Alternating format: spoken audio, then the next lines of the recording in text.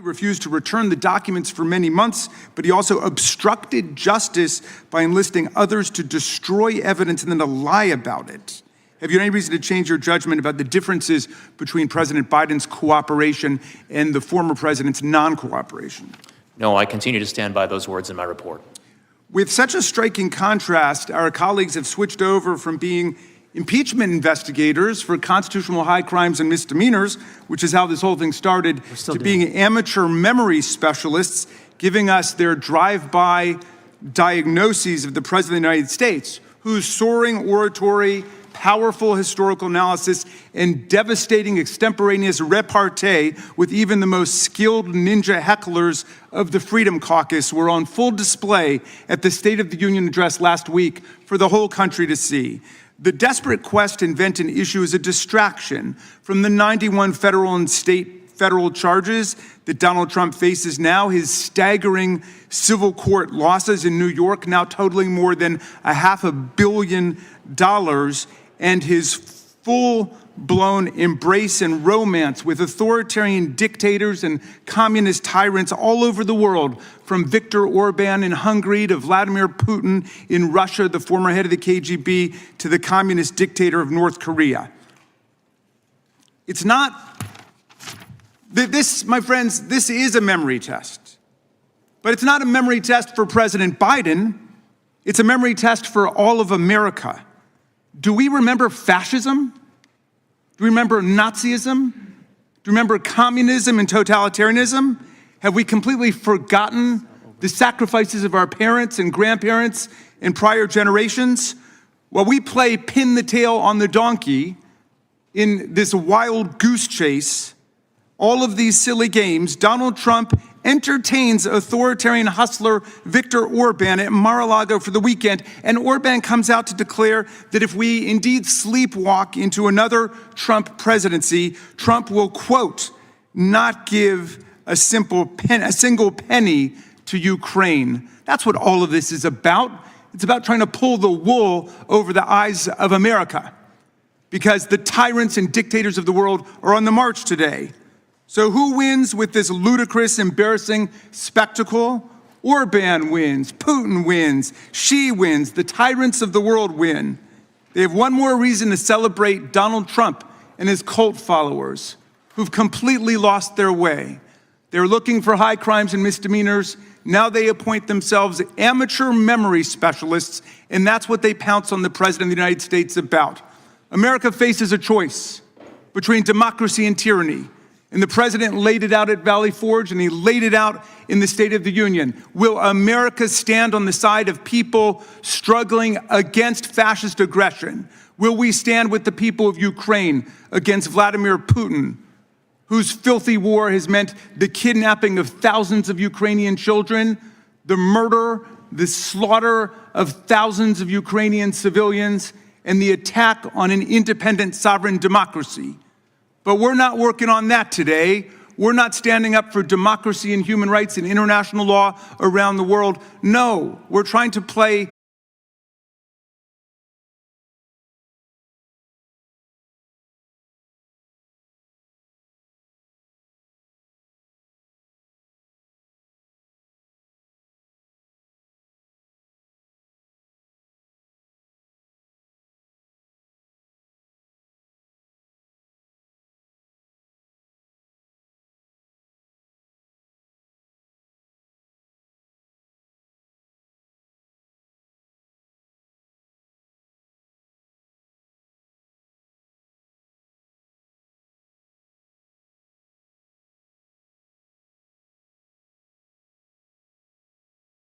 It seems odd to me that Dana Remus and Joe Biden's personal lawyers were obtaining documents related to potential congressional inquiries about the Biden family activities when Joe Biden has publicly claimed he had no involvement with his family's business dealings.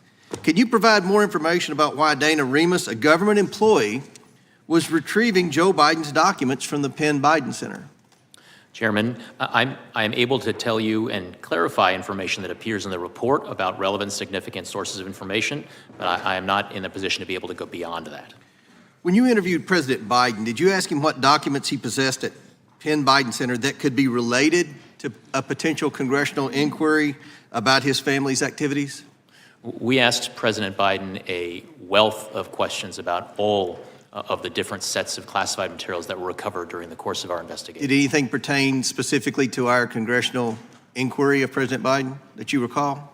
If there are more specific aspects of it that you have in mind, Chairman, that would be helpful to me. Interest pertaining to his family's influence peddling activities?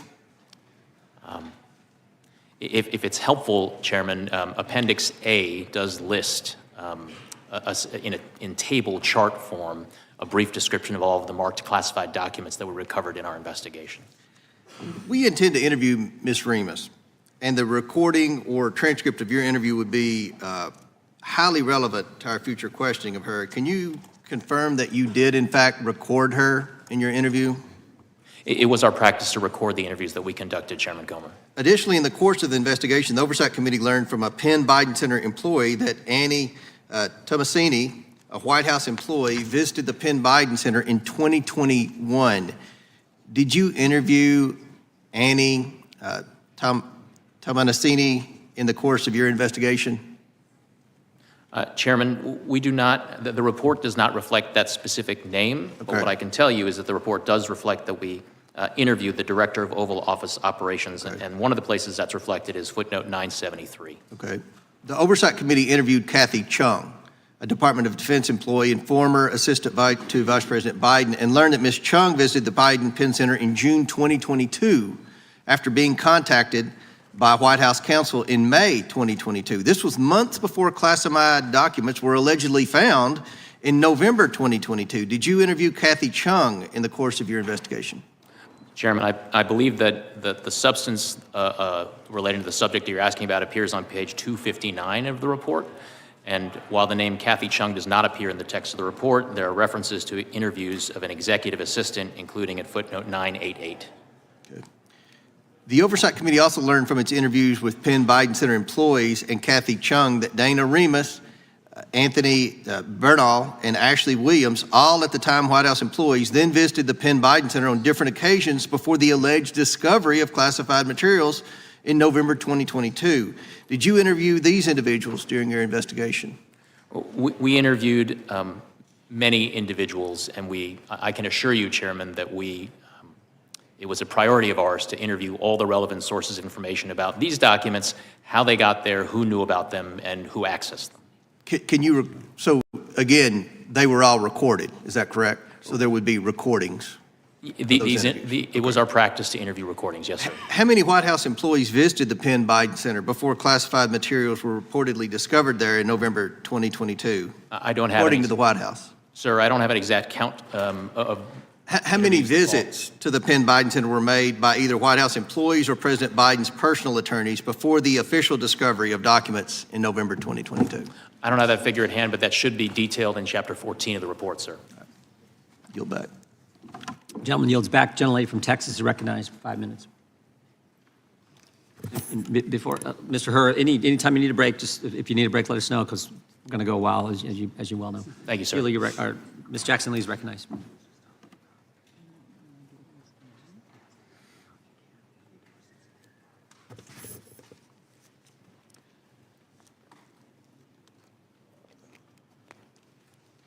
Mr. Herr, good morning. Good morning. The Republicans here asked for a lot of transcripts, but Chair Jordan has yet to release 90-plus transcripts from our interviews with those, if they are to be released to the American people, is the question. My question to you is, you decided, based on the facts, not to prosecute or indict or bring forward charges against the President of the United States, the sitting President, Joseph Biden. Is that correct? That was my judgment. This investigation was independent and thorough. Is that correct? Yes. We have heard from our Republican colleagues who are grasping at straws allegations that President Biden was treated lightly in this investigation. But just a plain reading of this report completely refutes that argument. There was no two-tiered system of justice. There was only a lack of evidence against President Biden. Mr. Herr, your office and the FBI undertook an extensive investigation into Mr. Biden's handling of classified information and of the classified documents the FBI seized, correct? Correct. In your investigation, you conducted 173 interviews of 147 witnesses, correct? That is correct. And President Biden himself was one of those witnesses, correct? Correct. For at least 5 hours or more. Correct. And President Biden engaged in this interview voluntarily. Correct. And the interview with President Biden lasted more than 5 hours. I've said that. That's correct? Correct. And the interview, and it occurred the day, which all should know, after the horrific attack, October 7th, 2023, Hamas attack in Israel, according to a letter from the White House counsel. Is that correct? The interview spans 2 days, October 8th and October 9th. With the president having to be in and out to deal with an international crisis, and after the interview, he provided handwritten answers to additional questions, correct? Congresswoman, I don't recall the president being in and out during our interview to handle the internet. Let me go on. And President Biden allowed investigators to search his private houses. Is that correct? He did consent to the search of his residence. And your investigation collected 7 million documents for review in your investigation. Is that correct? Correct. And this included emails, text messages, photographs, videos, toll records, and other materials from both classified and unclassified sources. Correct. Correct? And you referred or reviewed President Biden's handwritten notes as well, correct? Correct. And you coordinated with the multiple government agencies to organize and complete your investigation, correct? We consulted with numerous agencies to conduct And that classification included- reviews of evidence that was seized during the investigation. All right. And that included working with national security experts in the intelligence community to carefully analyze each classified document that was obtained. With respect to marked classified documents, that's correct. We submitted excerpts from the former vice president's notebooks for classification review. And if agencies reviewed classified material and gave it different levels of classification, you classified it as a higher level for the purposes of your investigation, to be thorough, correct? That is reflected in appendices A Thank and you. B.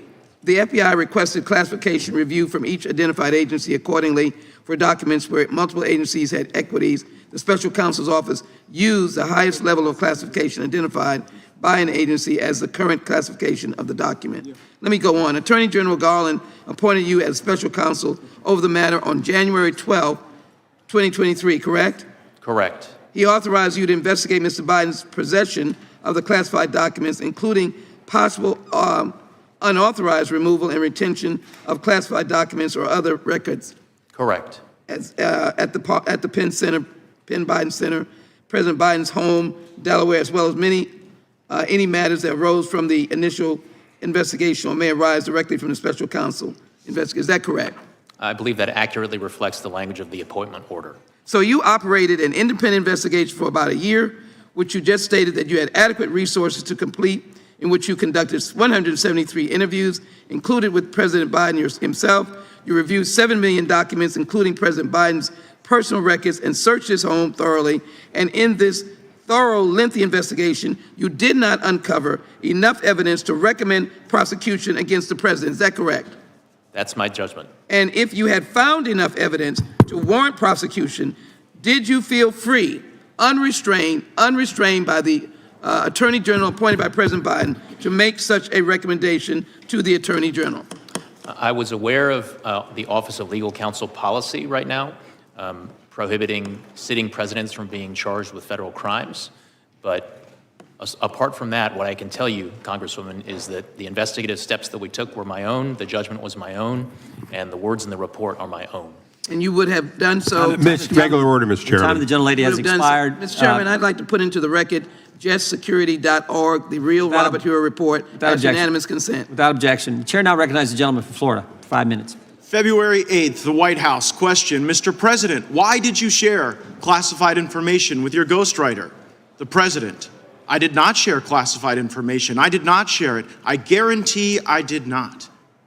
That's not true, is it, Mr. Hur? That is inconsistent with the findings based on the evidence in my report. Yes, it's a lie. It's just what regular people would say, right? Yeah, all right. So the next one. And all the stuff that was in my home was in filing cabinets that were either locked or able to be locked. That wasn't true either, was it? That was inconsistent with the findings of our investigation. Another lie, people might say, right? Because what you put in your report was among the places Mr. Biden's lawyers found classified documents in the garage was a damaged open box. So here's what I'm understanding, right? As Mr. Armstrong laid out, you find in your report that the elements of a federal criminal violation are met, but then you apply this senile cooperator theory, that because Joe Biden cooperated and the elevator doesn't go to the top floor, you don't think you get a conviction. And I actually think you get to the right answer in that. I don't think Biden should have been charged, don't think Trump should have been charged. But under the senile cooperator theory, isn't it frustrating that Biden continues to go out and lie about the basic facts of the report that lay out a federal criminal violation? Congressman, I need to disagree with at least one thing that you said, which is that I found that all of the elements were met. One of the elements of the relevant mishandling statute is the intent element, and what my report reflects is my judgment that based on the evidence, I would not be able to prove beyond a reasonable doubt to a jury that that intent element had been met. Right, but the reason you have that doubt is the senile cooperator theory. The fact that Joe Biden is so inept in responding that you can't prove the intent, which again, I don't quibble with that conclusion, but it's frustrating to be like, oh, well, this guy's not getting treated the same way as Trump because the elevator's not going to the top floor, so we can't prove intent. While at the same time, Biden goes out there at the White House and says, well, you know, he just blatantly lies. And what I'm trying to figure out is whether or not Biden's lying because he's still so senile, he hasn't read your report, or whether it's a little craftier and a little more devious and perhaps a little more intentional than we might otherwise think. So I also want to go to this Biden Penn Center. Like, did it give concern to you that the Biden Penn Center, where all this classified stuff was being mishandled, was being floated by foreign governments? Congressman, we were concerned with getting to the bottom of all of the classified documents that were recovered during the course of our... Yeah, but what bothers me is that the money that was paying for the place where the documents were being inappropriately held, it was the Chinese and it was other foreign countries. Did that play into your analysis? Did you look into the $1 billion in foreign funding sources at the Biden Center at UPenn, for example? Congressman, we conducted a thorough, impartial, and fair investigation, and we were very, very concerned with getting to the bottom of all the relevant questions relating to the recovered documents. Did you look into the fact that the Chinese were floating the place where this guy was keeping the documents unsecure? Yes or no? Congressman, to the extent that we identified evidence that was relevant and significant to our investigation, we put it in our report. Okay, well, it seemed relevant to me, maybe not to you. Another thing that seemed relevant to me is this ghostwriter, right? So the ghostwriter purposefully deletes this evidence that seems to be show culpability of Biden's crimes, and you don't charge him. Why did you not charge the ghostwriter with obstructing justice and deleting evidence? Well, for a number of reasons that are laid out in the report, but in brief, Congressman, yes, when we interviewed the ghostwriter, he did tell us, and I'm trying to get the exact language, that one of the things on his mind, one of the things he was aware of, was that I had been appointed special counsel and was conducting an investigation. Right, so he didn't, just so everybody knows, the ghostwriter didn't delete the recordings just as a matter of happenstance. Ghostwriter has recordings of Biden making admissions of crimes. He then learns that you've been appointed. He then deletes the information that is the evidence, and you don't charge him. That is reflected in the report, and one of the reasons... What does somebody have to do to get charged with obstruction of justice by you? If deleting the evidence of crimes doesn't count, what would meet the standard? So, Congressman, as we state in the relevant chapter of the report, one of the things that Mr. Zwanitzer did not delete was transcripts of the recordings that he had created that included inculpatory evidence relating to Mr. Biden. Oh, so if you destroy some evidence but not other evidence, that somehow absolves you of the evidence you destroy? Here's what I see. Zwanniger should have been charged, wasn't. Biden and Trump should have been treated equally, they weren't. And that is the double standard that I think a lot of Americans are concerned about. I see my time's expired, I yield back. Gentleman yields back. The gentleman from Tennessee is recognized for 5 minutes. Thank you, Mr. Chairman. Mr. Hur, thank you for being here. A little confused about this hearing. Mr. Raskin laid out the big picture, what we should be concerned about, but in the more limited picture, Director Mueller had an investigation. He's our most famous recent special prosecutor, and he found sufficient evidence to say there was a connection between Russia and the Trump campaign. and it supported a criminal prosecution if he were not president. You found there was no evidence to support a criminal prosecution. And the story here is simple. President Biden identified classified documents in his home and other places and told archives about them. The Independent Department of Justice under Attorney General Merrick Garland appointed you, a former Trump political appointee, as special counsel to fully investigate these circumstances and authorized you to prosecute criminal misconduct. You declined to prosecute because you found insufficient evidence of a crime. Case closed. It makes really a perfect case. You did your job, Mr. Garland did his job, and unlike Mr. Barr, he didn't interfere. Did Mr. Garland ask you to change your report at all? He did not, sir. Didn't redact a thing? No, sir. Like Mr. Barr did, he redacted everything and made the Mueller report look like 180 degrees different than what it was. Mr. Garland did right, and you did right, and I commend each of you.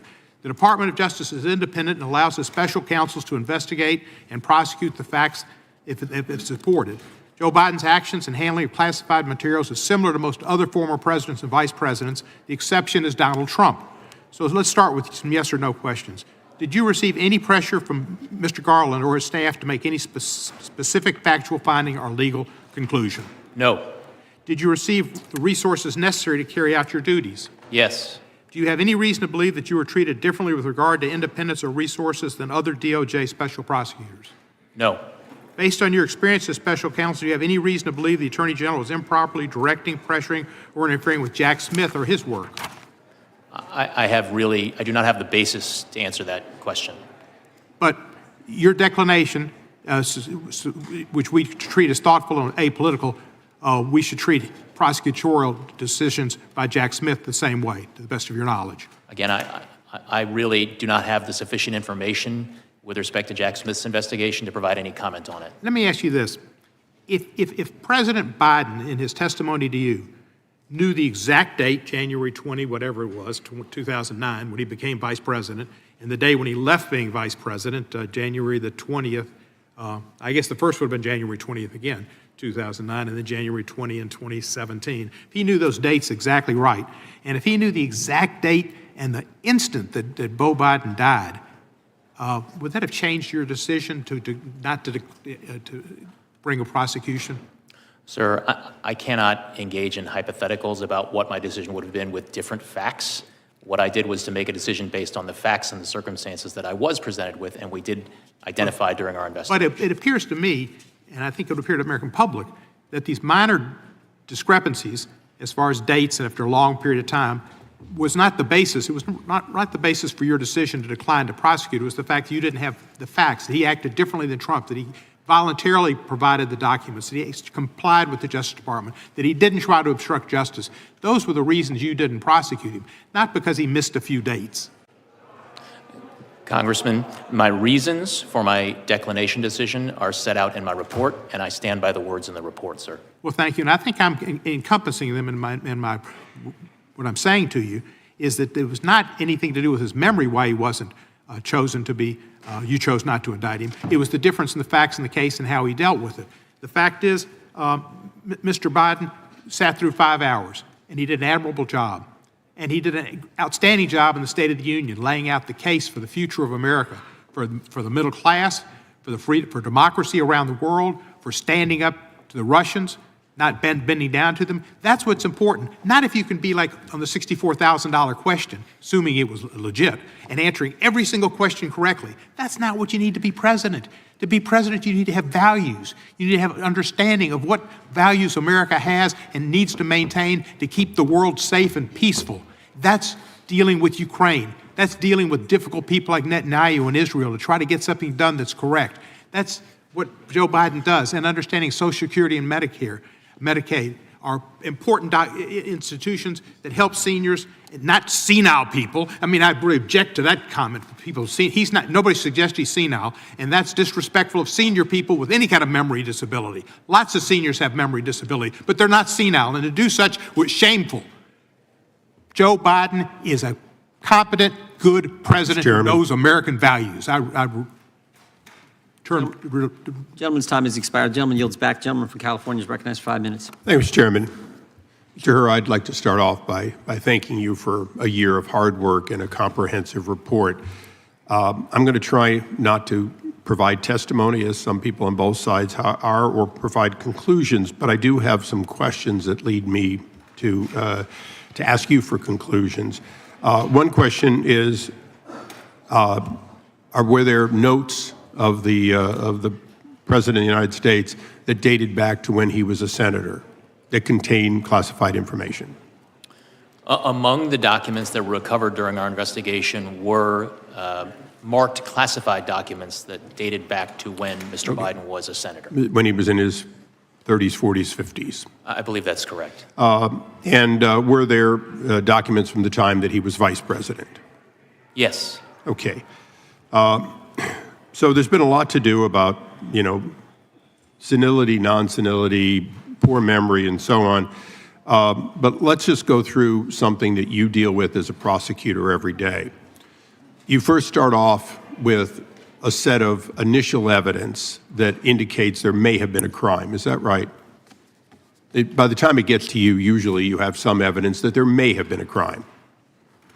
I think that is fair, yes. Okay, and in this case, at some point during this investigation where the elements of the crime, including willfulness, were put before you and you reached a personal conclusion that either there was likely guilt or not. Is that correct? Not provable, not in front of a jury, just personal, because you have to make that decision as part of the case, correct? Correct, and I would say I approach the task as I have been trained to as a prosecutor, which is as on an iterative basis. The investigation is always uncovering new evidence that you incorporate. Right, so both before, during, and at the end, did you reach a conclusion, notwithstanding his current mental state of being an elderly man with a poor memory and so on, that he did in fact deliberately take documents and held them from back when he was a senator, and we're talking about your personal, not that you could prove it, but personally, did you see a pattern that goes all the way back to him being a senator of taking documents, making notes, and taking them and holding them personally? Congressman, I viewed my task as a prosecutor in this matter to determine what I believed the evidence. No, I appreciate that, and I'm not trying to take away from your conclusion. Some others are debating the conclusion. I'm not debating the conclusion. I just want to go through one element that I think is important.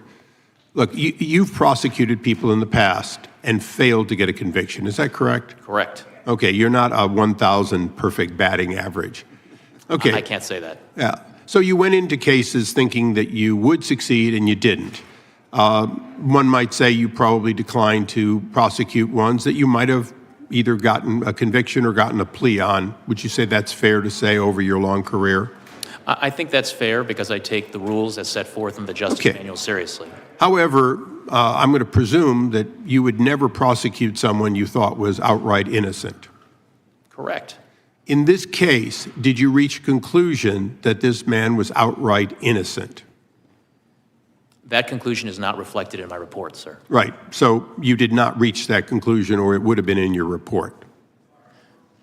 I viewed my task of explaining my decision to the Attorney General as being based on my judgment and my assessment of the evidence. Would a conviction at trial be the probable outcome? And that's and I just want to make sure the record is complete in that, because I think it's extremely important.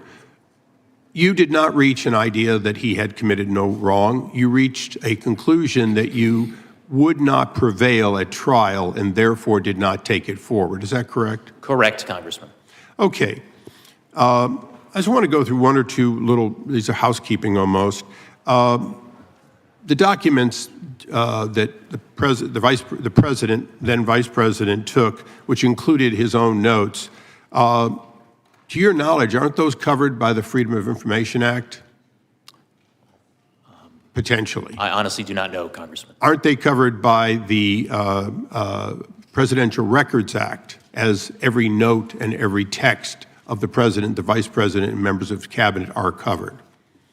I think different folks would have different views on whether they're covered by the PRA, Congressman. But isn't it true that he left office leaving no copies of that behind, and that alone was inconsistent with an open and transparent individual, correct? I'm not aware of copies of those materials being left behind, Congressman. Okay, I want to thank you, and Mr. Chairman, I want to thank you for the extra few seconds. I yield back. Gentleman yields back. The gentleman from Georgia is recognized. Thank you, Mr. Chairman. Mr. Hur, you've led a distinguished career, earning your law degree from Stanford University, and you served as a student as executive editor of the Stanford Law Review, correct? Correct.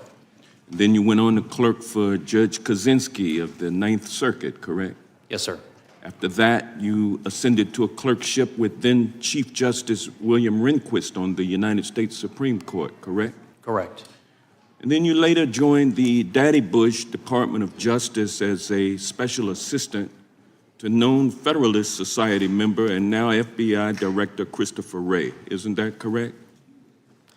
I did spend some time working for former Assistant Attorney General Christopher Wray. And you later joined the Trump Justice Department as the Principal Associate Deputy Attorney General, working as the right-hand man for another known Federalist Society member, Rod Rosenstein. Isn't that correct? I served as Mr. Rosenstein's principal deputy.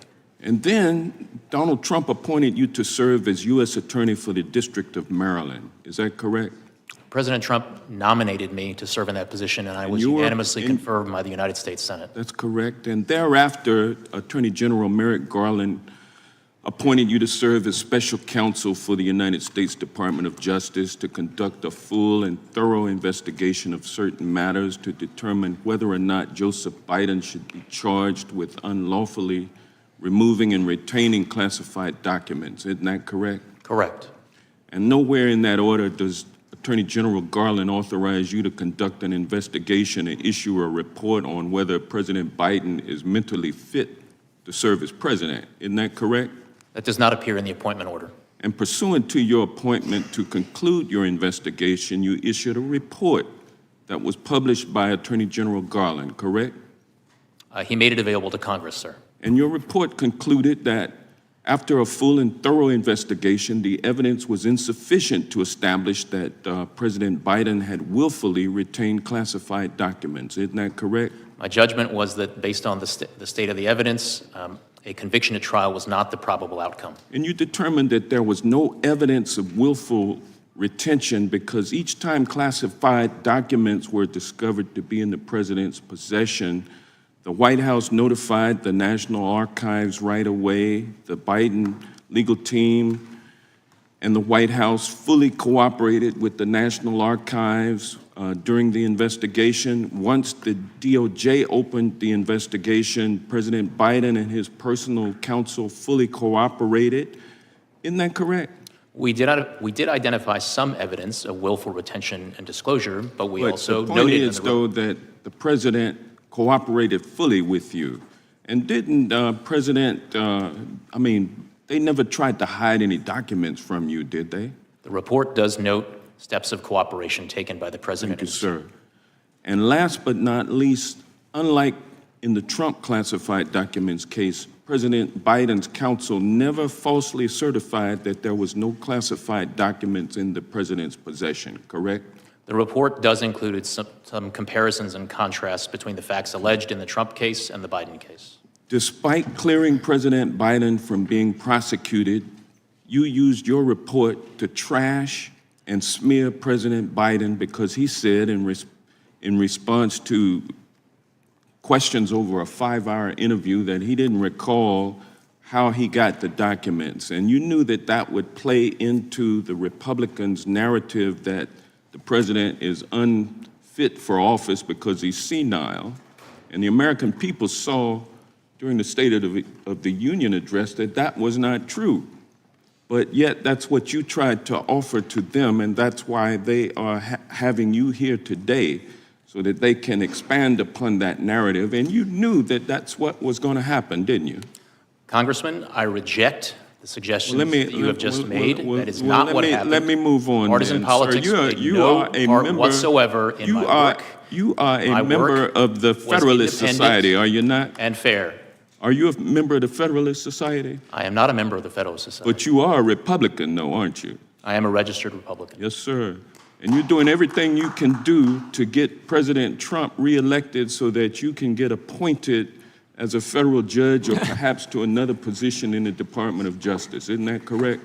Congressman, I have no such aspirations, I can assure you, and I can tell you that partisan politics had no place whatsoever in my work. It had no place in the investigative steps that I took. It had no place in the decision that I made, and it had no place in a single word of my report. Thank you, sir. Gentleman's time has expired. The gentleman from New Jersey is recognized for 5 minutes. Thank you, Mr. Chairman. Mr. Hur, thank you for being here. You know, I think for the folks that may be watching this at home, they might be a little bit confused, and I'm trying to organize this in my mind as well. The way the president is portrayed in your report and just how we feel about him.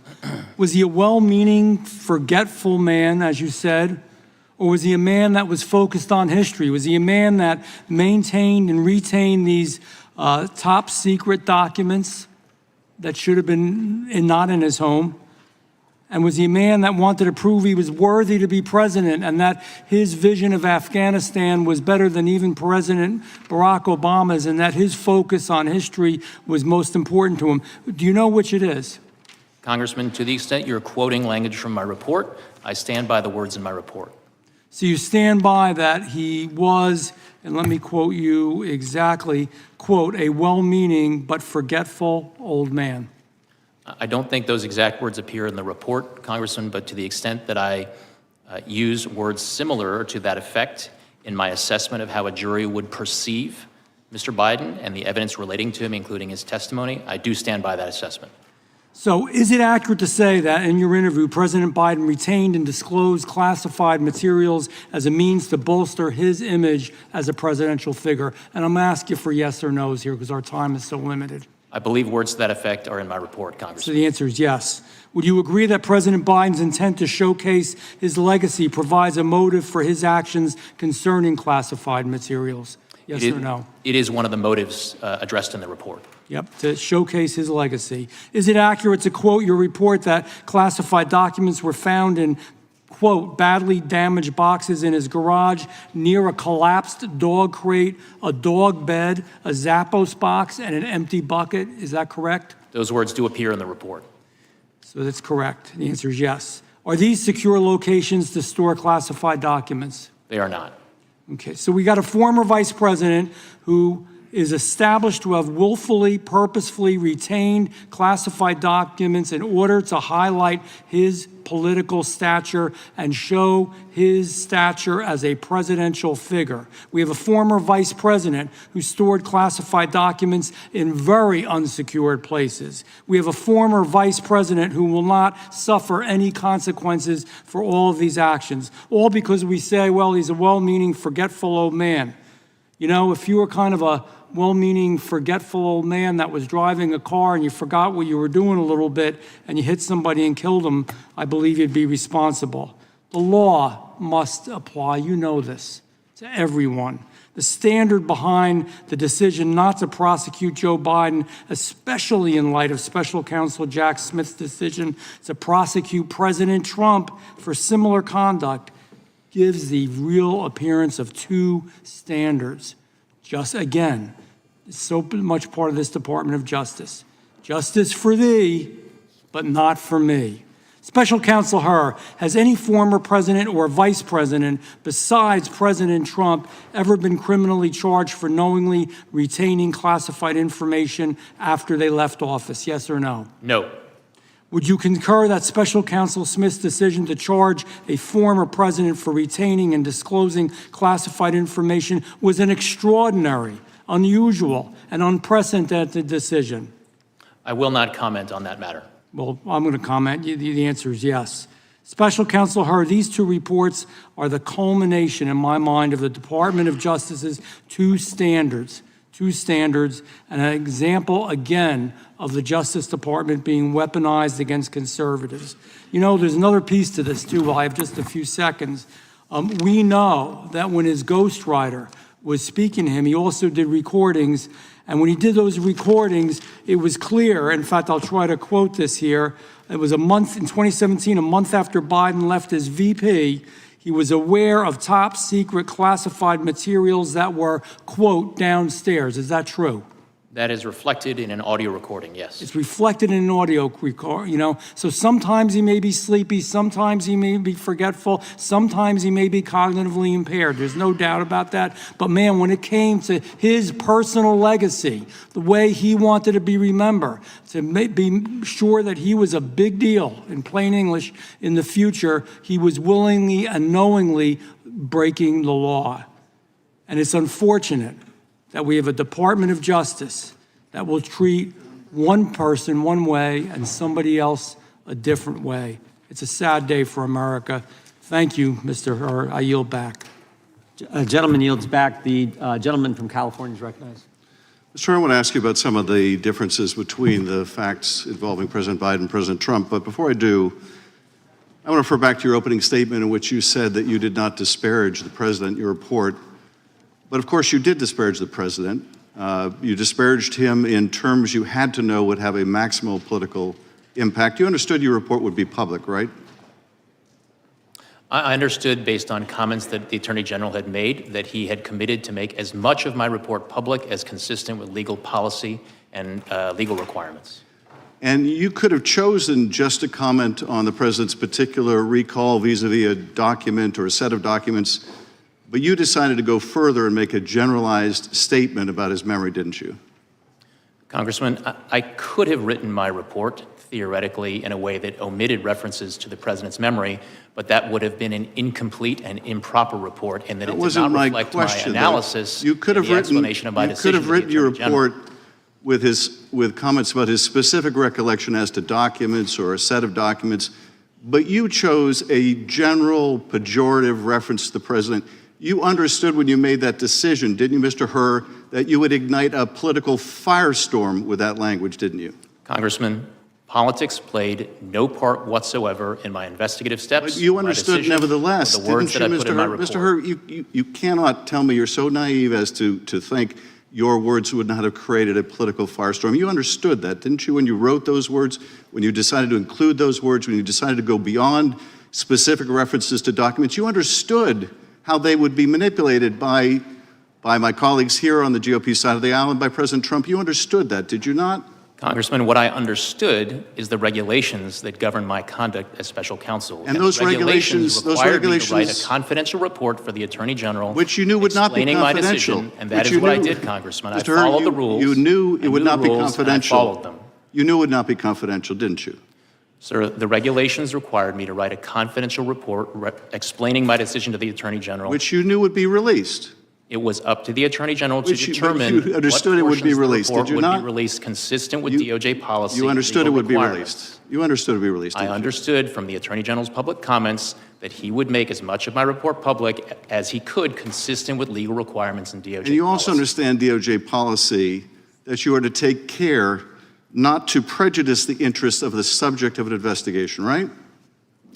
That is generally one of the interests that DOJ policy requires that prosecutors respect. And it was your obligation to follow that policy in this report, was it not?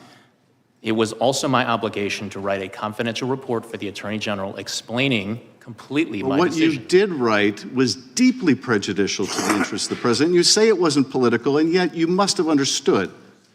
You must have understood the impact of your words. You must have understood the impact of your decision to go beyond the specifics of a particular document, to go to the very general, to your own personal, prejudicial, subjective opinion of the president, one you knew would be amplified by his political opponent, one you knew that would influence a political campaign. You had to understand that. And you did it anyway. And you did it anyway.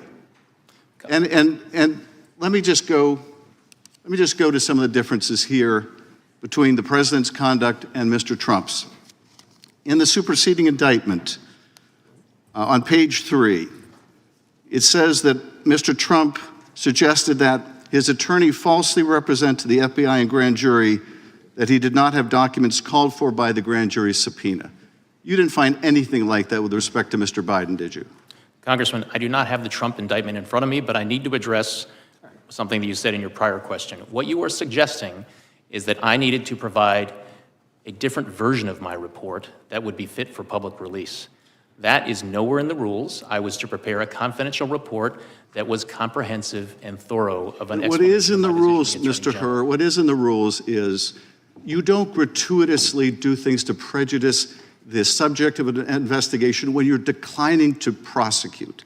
You don't gratuitously add language that you know will be useful in a political campaign. You were not born yesterday. You understood exactly what you were doing. It was a choice. You certainly didn't have to include that language. You could have said vis-a-vis the documents that were found at the university, the president did not recall. There is nothing more common. You know this, I know this. There is nothing more common with a witness of any age when asked about events that are years old to say, I do not recall. Indeed, they're instructed by their attorney to do that if they have any question about it. You understood that. You made a choice. That was a political choice. It was the wrong choice. Mr. Chairman, I yield back. Gentleman yields back. The gentleman from Arizona, did Special Counsel wish to respond to that final question? Yes, Congressman, what you are suggesting is that I shape, sanitize, omit portions of my reasoning and explanation to the Attorney General for political reasons. No, I suggest that you not shape your report for political reasons, which is what you time is did. the That did not witness' happen, response. Congressman. That did not happen. Gentleman yields back. The gentleman from Arizona is recognized for 5 minutes. Thank you, Mr. Chairman. Thank you, Mr. Herr, for being here. Thank you for your report. I've read it. And I think where you and I might have disagreements, there may be matters of opinion and not necessarily the facts as you've reported them. So I want to go over the elements of the offense that seem to have at least struck my craw is the where you put in here twice that the jury would not likely to find intentionality on the part of disclosure in particular. So I want to talk about that for a second. So if it's not willful, we might say an accident, something negligent, careless, that would not necessarily rise to willful or intentional or purposeful, right? Those are different standards of intent under the law. Yes, sir. Yeah. So when President Biden misplaced 30 briefing documents in 2010 that had classified material, and they're not sure even if they ever got them all back, or when he was in the Hamptons at a party and he lost what they were calling code words, which is high security information, that wasn't necessarily willful. There was no indication that he purposefully did that. Accidental, negligent. You indicated, don't know if we even got all that information back. We're assuming maybe we did. That would not be willful, right? As reflected in the report, there were certain categories of documents where when we looked into them and investigated how they got to where they ended up or how they ended up being misplaced, we did not identify evidence of willfulness. Yeah, and so if something's willful, you wouldn't say it's ignorant, it's not incompetent, it's not accidental. We'd say something like it's willful, it's intentional, it's purposeful. It indicates really a choice, that you have made a deliberate, conscious decision to act in a certain way. Is that fair? That is fair, Congressman. And as I explained in the report, the standard, the willfulness standard basically can be boiled down to the following things. That you know that what you are doing is against the law when you do it. Correct. So let's take a look at it. And this has been brought up before in February of 2017. He's having the discussion with the ghostwriter. He says, he's at the Virginia house at this point. He says, I just found all the classified stuff downstairs, right? So he knows he's got classified stuff, right?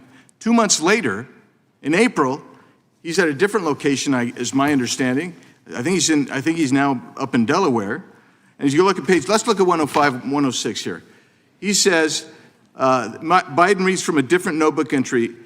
He reads aloud from notes summarizing a range of issues. We're talking about U.S. military views expressed there by the intelligence community, the DNI, CIA director. And while he's reading those notes, he says, I can't read my own writing.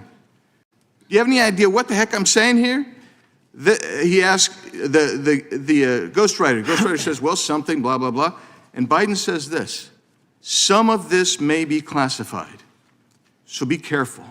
Some of this may be classified, so be careful. Now, my immediate response was, okay, so he knows he's got classified docs.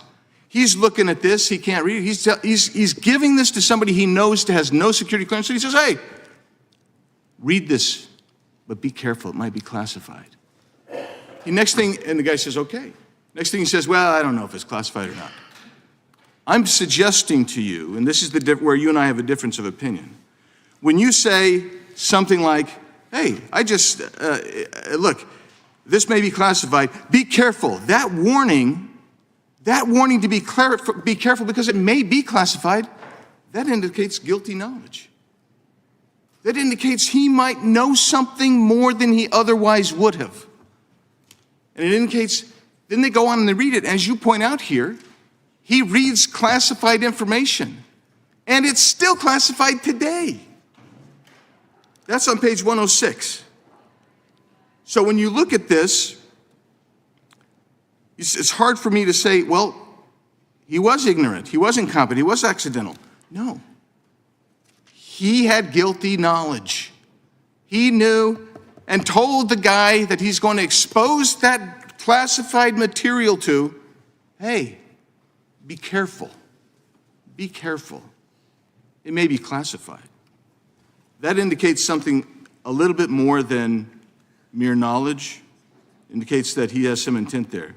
Because the next thing he should have said is, hey, I don't know if it's classified, but we're going to skip over this until that's resolved. He didn't do that. What he said is, read it anyway. Yield back. Gentleman yields back. The gentleman from California is recognized for 5 minutes. Mr. Hur, I was moved by your parents' immigrant story and how that has shaped you. And their story is a story that so many of us know through our constituents. It's the story of America. It's a story that the guy who appointed you would end if he was in charge again. It's a story that most of the folks on the other side of the aisle seek to block every day in this room, but it's a story that's persuasive. You want your report to be received with credibility, is that right? My goal was to provide a thorough explanation of my decision to the Attorney General as I was required to do. And as I said in my opening statement, I felt that I needed to show my work. And you want to be received as credible, right? That would be helpful and laudable, yes. Well, a lot has changed since 2018 for the person who appointed you, former President Trump. Since you were appointed, he was impeached for leveraging 350 million U.S. taxpayer dollars over Ukraine to get dirt on President Biden. He was then impeached a second time for inciting an insurrection. He was charged for possessing classified documents and obstructing justice. He was charged for paying for the silence of a porn star. He was charged in Georgia for his role in January 6th. He was charged in the District of Columbia for his role in January 6th. He owes $400 million to the state of New York for defrauding the state through his taxes, and he has been judged a rapist. You want to be perceived, understandably, as credible, and so I want to first see if you will pledge to not accept an appointment from Donald Trump if he is elected again as president. Congressman, I'm not here to testify Seems like an today easy about answer, what will happen in the future. considering what I just laid out. I'm here to talk about the report and the work that went into it. And But you don't want to be associated with that guy again, do you? Congressman, I'm not here to offer any opinions about what may or may not happen in the future. I'm here to talk about the work that went into the report, which I stand by. There were no limits on you as to what you could charge President Biden by the Attorney General, is that right? The decisions that I made that are reflected in the report are my own. And you did not bring any charges, is that correct? Correct.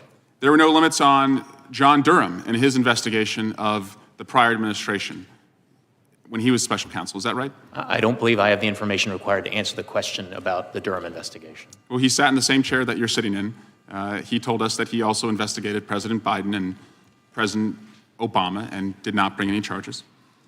President Biden sat for an interview with you over 2 days for approximately 10 hours, is that right? A little over 5 hours, Congressman. Over 2 days. Correct. You know, that's in sharp contrast to a guy who did not sit for an interview when the Mueller investigation took place, that was Donald Trump, did not sit for an interview when he was impeached in this committee room by the Judiciary Committee, did not sit for an interview when the second impeachment occurred and he was invited to sit for an interview for his role in January 6th, and did not sit for an interview in the January 6 case or the classified documents case. Chairman also has not sat for an interview in his own subpoena, but Joe Biden has. I now want to turn you to the transcript and day 1, page 47. You said to President Biden, you appear to have a photographic understanding and recall of the House. Did you say that to President Biden?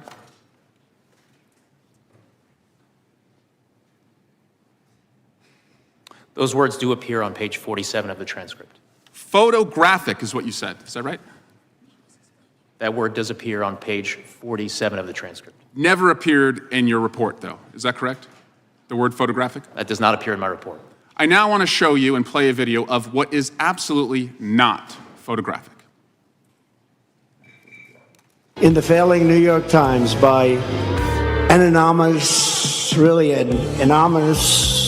gutless coward. We are a nation that just recently heard that Saudi Arabia and Russia will repeat. I hope they now go and take a look at the oranges of the investigation. And I watch our police and our firemen down in 7-Eleven, down at the World Trade Center. And we did with Obama. We won an election that everyone said couldn't be won. This is the very definition of totalitarianism. And let me begin by wishing you a beautiful, look, you remember this? Do you remember? God bless the United States. The windmills are driving them crazy. They're driving the whales, I think, a little batty. And I went to Puerto Rico and I met with the president of the gentleman yields back. The chair now recognizes the gentleman from North Carolina. Thank you, Mr. Chairman. Mr. Hur, I'm way down here at the end of the dais. I think today the Justice Department released the transcripts of the interviews with President Biden. Are you aware of that? I understand that to be true, yes. Did you have any involvement in the decision or the timing of the release of the transcripts? No, Congressman. Did you make any recommendation about the release of the transcripts or being done or not? I did not. That was above my pay grade. Yeah, I don't know why they've been released so close to this hearing, but it sort of, it impacts our ability to evaluate your report and ask you questions about it. So, but there's one point, just as an illustration, on 221 of your report, you're describing, I think, it's the Afghan pack or something like that about in 2009, I think is the information came from. And you say, as one reason not to prosecute, Mr. Biden says, in addition, Mr. Biden told us in his interview that he does not recognize the marking confidential as a classification marking. To him, the marking means the document should be held in confidence, but not necessarily that it is classified. And footnote 866 is a reference, and it refers to the Biden 10-9-23 transcript at 24 and 25. Now, we have that now, but we haven't until this morning. But I just want to read from that exchange. This is on page 24 at line 15. Mr. Crickbaum. So this is a typewritten document. It's got a confidential, what appears to be a stamp at the top. And the top of the document indicates it's from the American AM Embassy, Kabul. It's dated what appears to me to be November 09. The only question I have for you about this, Mr. President, is the confidential marking. Do you recognize that to be a classification marking? President Biden, no. I mean, confidential doesn't want to get around. It's not in a category, I don't think, of code word, top secret, that kind of thing, but I don't even know where it came from. Mr. Crickbaum, are you familiar with confidential as a level of classified information? President Biden, well, if I got a document that said confidential, it would mean that no one else could see it but me, and you give it or the people working on this issue. Mr. Crickbaum, and are you aware that among certain categories of classified information, there is top secret, secret, and there's also a category of classified information called confidential. Is that something that you are aware of or not? President Biden, yes, I was aware of it. I don't ever remember when I got any document that was confidential that was meant for me to read and or discuss with the people who sent me the memo, so. And and then it trails off. So as I read those answers, they're equivocal. He at first says he doesn't know. Do you recognize that to be a classification marking? He said no, and then goes on to explain. But then Mr. Krickbaum came back and he said, are you aware that among certain categories of classified information, there's also a category of classified information called confidential? And he says, yes, I was aware of it. So Mr. Hurd, just in that one instance, there seems to be a discrepancy between the conclusion in the report or the summary of the evidence in the report and what the transcript says. Can you offer any guidance to this committee why you would put that summary in your report as opposed to saying that he gave inconsistent answers, or in fact, why didn't you nail down in the transcript which was the right answer? He's given answers that says no, and then he says yes. Why didn't you pursue it until you knew? Congressman, the report reflects our best efforts to summarize and characterize the evidence in the investigation, including the investigation received from the president himself during our interview of him. But as you point out, the transcripts of the president's interview over 2 days are now available to the committee for their inspection, and the members are able to draw their own conclusions based on the transcripts that are now available to them. Well, and I appreciate your answer. And I certainly think things, you can come up with some details that someone can disagree on, and it has the quality, I know, of some cherry picking because I've just found something, but we've only had a little bit of time to look. I don't think it serves this process well for the Justice Department to dump these transcripts into the public right now. If they were going to be released, they should have been released at a proper time. And I think I'll leave it at that, Mr. Chairman. I'll yield back. The gentleman yield? The gentleman yield? I will yield to the chairman. Just real quick, Mr. Hurd, someone earlier said, said something about changing the facts. You said, I'm not going to change the facts, but let's keep the facts the same, but change the subject. If you had the same facts and the individual that you were investigating was 65 and had a good memory, do you reach the same conclusion? Congressman, as I responded earlier to a question along these lines, I am not here to entertain hypotheticals about facts or circumstances that may be different. What I did was assess the evidence and the facts that I obtained in this investigation and make a judgment based on this set of evidence. Fair enough. The chair now recognizes the gentlelady from Washington for 5 minutes. Thank you, Mr. Chairman. Special Counsel Hurd, thank you for being here. Thank you for your work. In your investigation, you reviewed more than 7 million documents and conducted 173 interviews of 147 witnesses, including President Biden. Is that correct? Yes, Congresswoman. And your 15-month investigation cost several $1 million and resulted in a comprehensive 345-page report with several dozen pages of appendices. Is it correct that, as it says in the first sentence of your executive summary, that your investigation concluded with an assessment that, quote, no criminal charges are warranted in this matter? Correct. So this lengthy, expensive, and independent investigation resulted in a complete exoneration of President Joe Biden.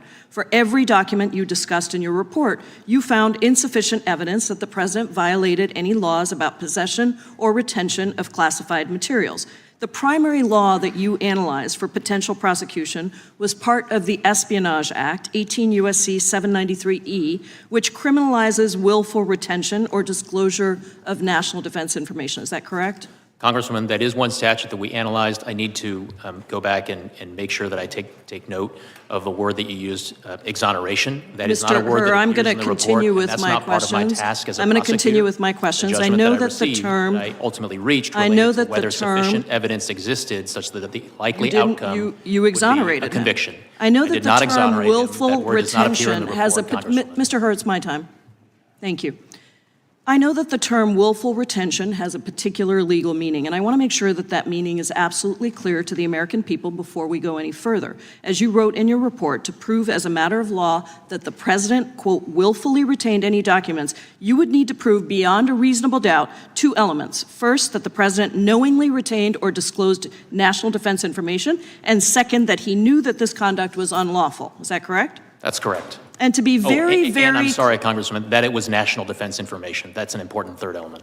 Okay, thank you. To be very, very clear, you did not find sufficient evidence to prove either of those elements beyond a reasonable doubt to show that Mr. Biden willfully retained any of the classified national defense materials that were recovered during your investigation, correct? My conclusion was that the admissible evidence was not sufficient to make conviction at trial a probable outcome. Not sufficient. Thank you. Let me ask you about a few specific examples so the American people are clear. One set of documents was discovered by investigators in the president's Delaware home. His staff had assembled those documents into binders in 2014 to prepare him for an event with Charlie Rose. Some of the documents in those binders were marked classified. You reviewed all of the facts surrounding the classified documents in those binders, and you determined, and this is a quote from your report, these facts do not support a conclusion that Mr. Biden willfully retained the marked classified documents in these binders, correct? That language does appear in the report. You also reviewed another set of classified documents from the president's home related to the Afghanistan troop surge in 2009, and you evaluated whether the president willfully retained such documents in his Delaware home or a home that he rented in Virginia in 2017. In your report, you said that there was, quote, a shortage of evidence, end quote, for any wrongdoing, and, quote, other innocent explanations for the documents that we cannot refute, end quote. Are those quotes correct? Congresswoman, if you have particular page sites for those quotations, I'd be happy to confirm their Page accuracy. 6. It's right up on the screen. With respect to the two quotes that are on the screen, in addition to this shortage of evidence, there are other innocent explanations for documents we cannot refute, and we conclude the evidence is not sufficient to convict, and we decline to recommend prosecution. I was just going to get to that, and you concluded that, quote, the evidence is not sufficient to convict, and we decline to recommend prosecution, end quote. Those are your words in the report, correct? Those words appear in the report. Thank you. President Biden's counsel discovered a different set of documents at the Penn Biden Center and voluntarily turned them over to the FBI. Those documents contain national security information, but you determined that you could not, in fact, prove that President Biden willfully retained those documents because, quote, the evidence suggests that the marked classified documents found at the Penn Biden Center were sent and kept there by mistake. Therefore, we decline any criminal charges related to those documents, end quote, correct? The language, we decline any criminal charges related to those documents, does appear at page 311 of the report. Thank you. You also reached a similar conclusion regarding the documents found in President Biden's Senate papers at the University of Delaware. Quote, for these reasons, it is likely that the few classified documents found in Mr. Biden's Senate papers at the University of Delaware were there by mistake, correct? That language does appear at page 325 of the report. So it seems to me that the crux of the report, the main story, is that you found insufficient evidence to prove beyond a reasonable doubt that President Biden willfully retained any classified materials. That is the story of this report. And I yield back, Mr. Chairman. The gentlelady yields back. The gentlelady from Indiana is recognized. Thank you, Mr. Chairman. I just thank you, Special Counsel, for being here in these challenging times. And I want to tell you a few things that is interesting for me. You obviously could see that there is a motive, there is a legacy. You obviously see that there was a willful retention of these documents, but it's interesting for me that when you talk about sympathetic, well-meaning, elderly man with a poor memory, it seems like every attorney would advise you to be sympathetic and be well-meaning, and it seems like the whole FBI needs to do based on my hearings here, I need to do check on amnesia because everyone says doesn't recall. So it seems to me that it might have been something way more in his recollection. There's a typical I don't recall, because that's what everything's like, that's I've learned it here. So is there something more than that, that just I don't recall something for you to actually decide? Because it seems that this is the core of the whole investigation. Why didn't you pursue further the charges? Congresswoman, my judgment as to how a jury would likely perceive and receive and consider evidence relating to all the evidence that would be put in by both the government and the defense at trial, it was based on a number of different sources, from documents, including various recordings, some of them from the 2016-2017 timeframe, some from our interview with the president in October of 2023. I think what you're asking about specifically is how the president presented himself during his interview in October of last year. And of course, I did take into account not just the words from the cold record of the transcript, but the entire manner in living color in real time of how the president presented himself during his interview. Well, hopefully he didn't outsmart you and all of us, but I'll be Mr. Raskin mentioned about, us not remembering communists. I actually grew up under communists, and I have a very good recollection what it is. And unfortunately, Terrence I on the rise, on the march, which he said, unfortunately, they've been emboldened by, President Obama, now by President Biden too. And unfortunately, our government and Department of Justice is really now resembles, a tyrannical government. It's sad for me to see that, but I'm going, and with a really double standard what we have there, but I'm going to yield to Chairman Jordan the rest of my time. Thank the gentlelady for yielding. Mr. Hur, during your one-year investigation, did you have communications with the White House and the White House counsel in particular? Yes. I think you had I got 5 letters that they, and they communicated with you regarding your investigation. Is that accurate? We received a number of letters from White House counsel's office, and as well as the president's personal counsel. Right, they're either special counsel or personal counsel, I see, who signed the letters. And did the White House get the report before the report was made public? We did provide a draft of the report to the White House counsel's office and members of the president's personal counsel team for their review. No, I understand. And did the White House then, once they got the report before it went public, did the White House try to weigh in with your investigation on elements of that report and frankly get the report changed? They did request certain edits and changes to the draft report. Yeah, I see that in the February 5th letter. Did they only correspond with you? I'm sorry, Congressman, are you asking if they corresponded with anyone else on my team? Once you gave the report to the White House, yes, they sought changes. I have one letter here that's addressed to you on February 5th, and they said, we're pleased that after more of a year of investigating, you've determined, they respond to the report.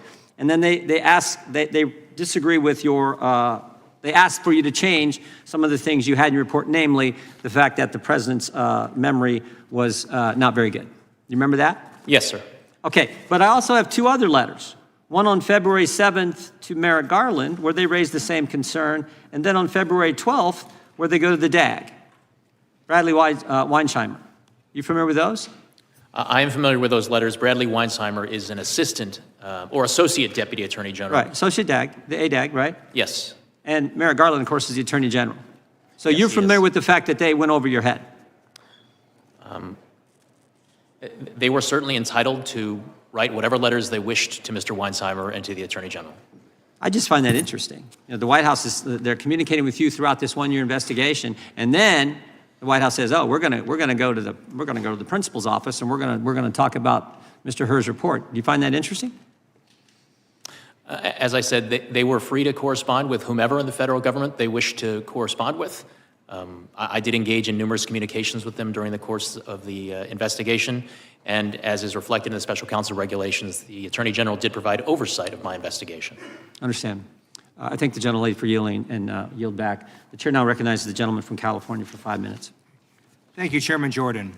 I want to first say that the House Judiciary Committee is responsible for helping to enforce the rule of law. Unfortunately, the actions of this chairman in ignoring a bipartisan congressional subpoena have damaged the ability of this committee to get information from witnesses and damage the rule of law. Now, Mr. Hur, thank you for being here today. Thank you for sharing your compelling immigrant story that just goes to highlight how America is a nation of immigrants. I'm going to ask you a series of questions, yes and no questions. They are not trick questions. They're simply designed to highlight what you already found in your report, which is that there are, quote, material distinctions, end quote, between President Biden's case and Mr. Trump's case. So here's my first question. In your investigation, did you find that President Biden directed his lawyer to lie to the FBI? We identified no such evidence. Did you find that President Biden directed his lawyer to destroy classified documents? No. Did you find that President Biden directed his personal assistant to move boxes of documents to hide them from the FBI? No. Did you find that President Biden directed his personal assistant to delete security camera footage after the FBI asked for that footage? No. Did you find that President Biden showed a classified map related to an ongoing military operation to a campaign aide who did not have clearance? No. Did you find that President Biden engaged in a conspiracy to obstruct justice? No. Did you find that President Biden engaged in a scheme to conceal? No. Each of the activities I just laid out describe what Donald Trump did in his willful mishandling of classified information and his criminal efforts to deceive the FBI. In contrast, President Biden handed over documents without delay and complied fully with investigators. Mr. Hur, in your report, you write that, quote, according to the indictment, Trump not only refused to return the documents for many months, but he also obstructed justice by enlisting others to destroy evidence and then to lie about it, end quote. You also say that if proven, these would be, quote, serious aggravating facts, end quote. Do you still stand by your analysis? I do. Okay. I have a few more questions as well. In your investigation, did you find that President Biden set up a shell company and covertly paid $130,000 in hush money to an adult porn star? No. Okay. Did you find that President Biden directed his lawyer to pay $150,000 in hush money to a former Playboy model? No. In your investigation, did you find that President Biden called the Georgia Secretary of State to demand that he, quote, find 11,780 votes? No. Did you find that President Biden devised a scheme to organize a slate of fake electors to undermine a free and fair election? No. Did you find that leading up to January 6, 2021, President Biden urged his supporters to travel to D.C. and to storm the Capitol? No. Thank you. Each of these activities I laid out describe what Donald Trump did, his efforts to bully election officials, overturn the results of the election, and deceive the American people. That is why Donald Trump has been indicted in not just one, not just two, not just three, but 4 criminal cases. I yield back. Gentleman yields back. The gentleman from Wisconsin is recognized for 5 minutes. Yeah, I just want to go do a little repetition, Mr. Hur, in regards to the chairman's questions from a few minutes ago. So is it correct on that February 5th letter that was sent to you asking you to change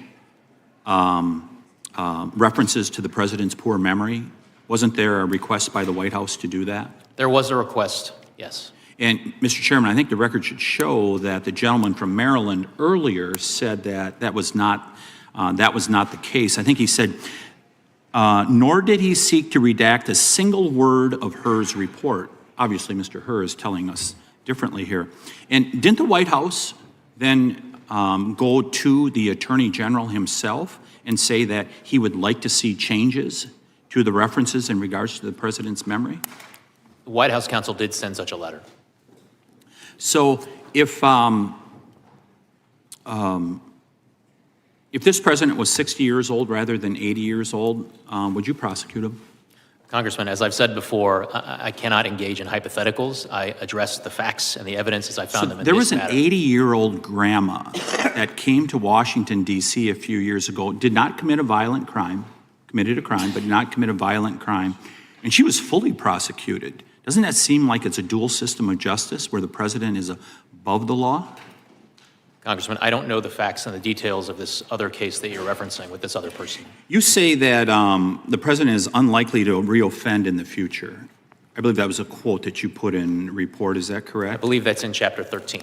How so? How is he unlikely to reoffend in the future? How do you come to that judgment?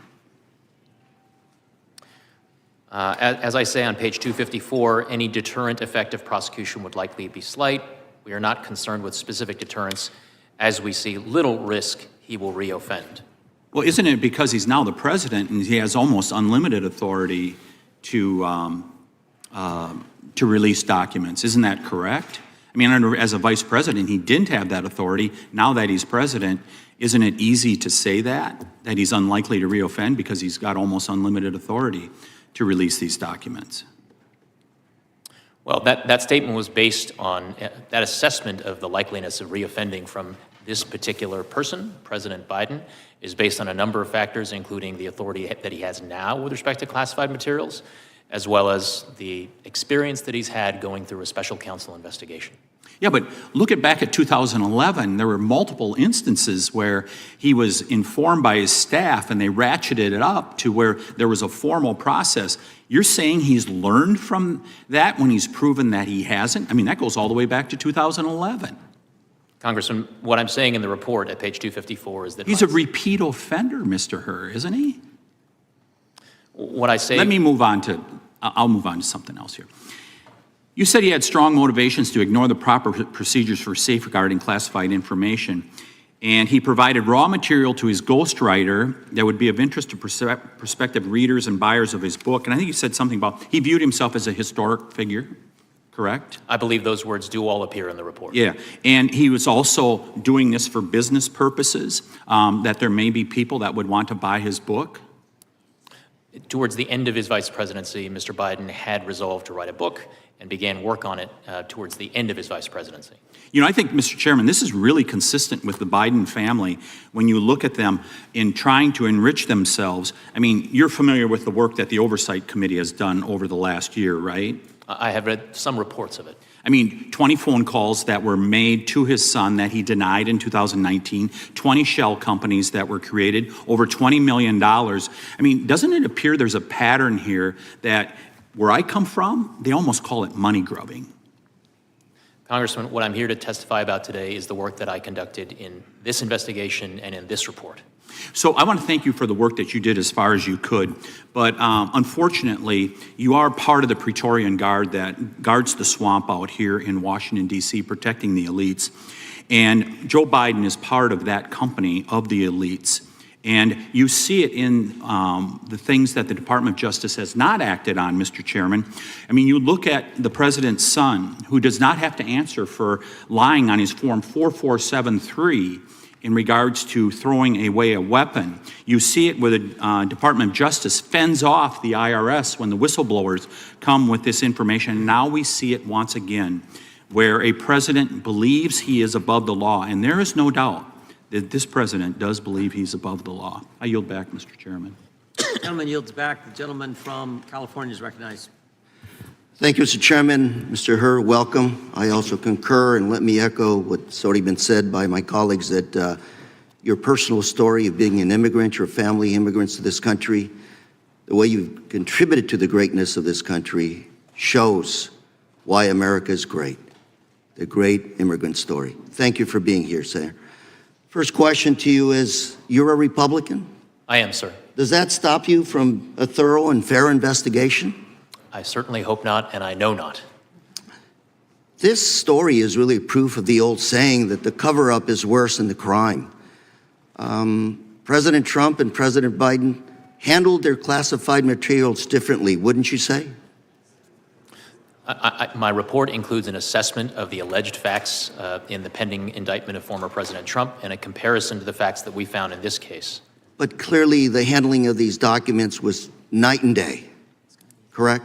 Congressman, do you have a specific aspect of the handling of the documents that you have in mind? Well, you know, President Trump intentionally took classified materials and obstructed justice to ensure that those materials wouldn't be taken from him, and he refused to work with law enforcement. Is that correct?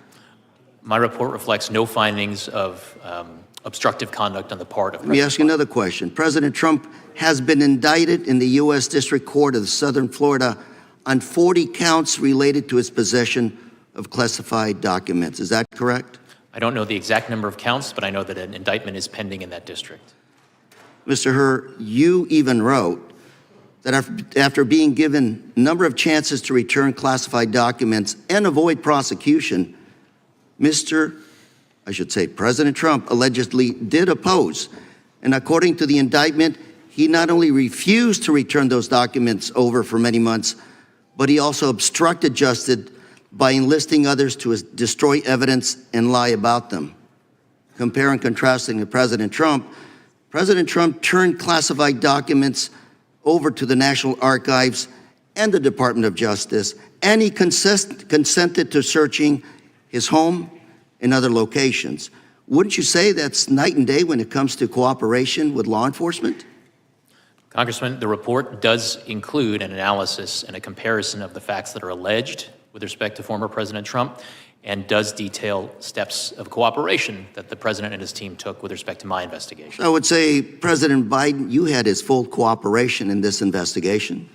The report includes cooperative steps that the president took. Would this be a factor in your decision to prosecute? It was a factor, and I explained it as such in the report, Congressman. And you stated that the recommendation not to prosecute had nothing to do with the Department of Justice policy not to indict the sitting president. Is that correct? What the report says that even if it were not current Department of Justice policy that a sitting president may not be indicted on federal crimes, I would reach the same conclusion that criminal charges are not warranted. Mr. Herr, Have you set new precedent here today?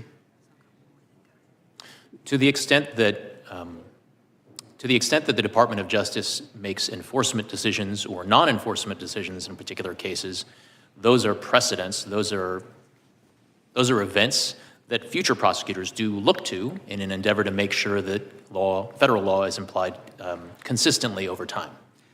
Mr. Herr, I'd say, based on your education and your career experience, you're a very, very competent prosecutor, a very, very well-prepared attorney.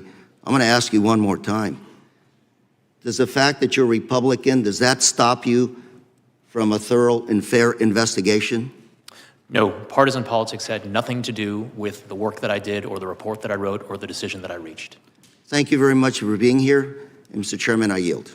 Gentleman yields back. Gentleman from Wisconsin is recognized.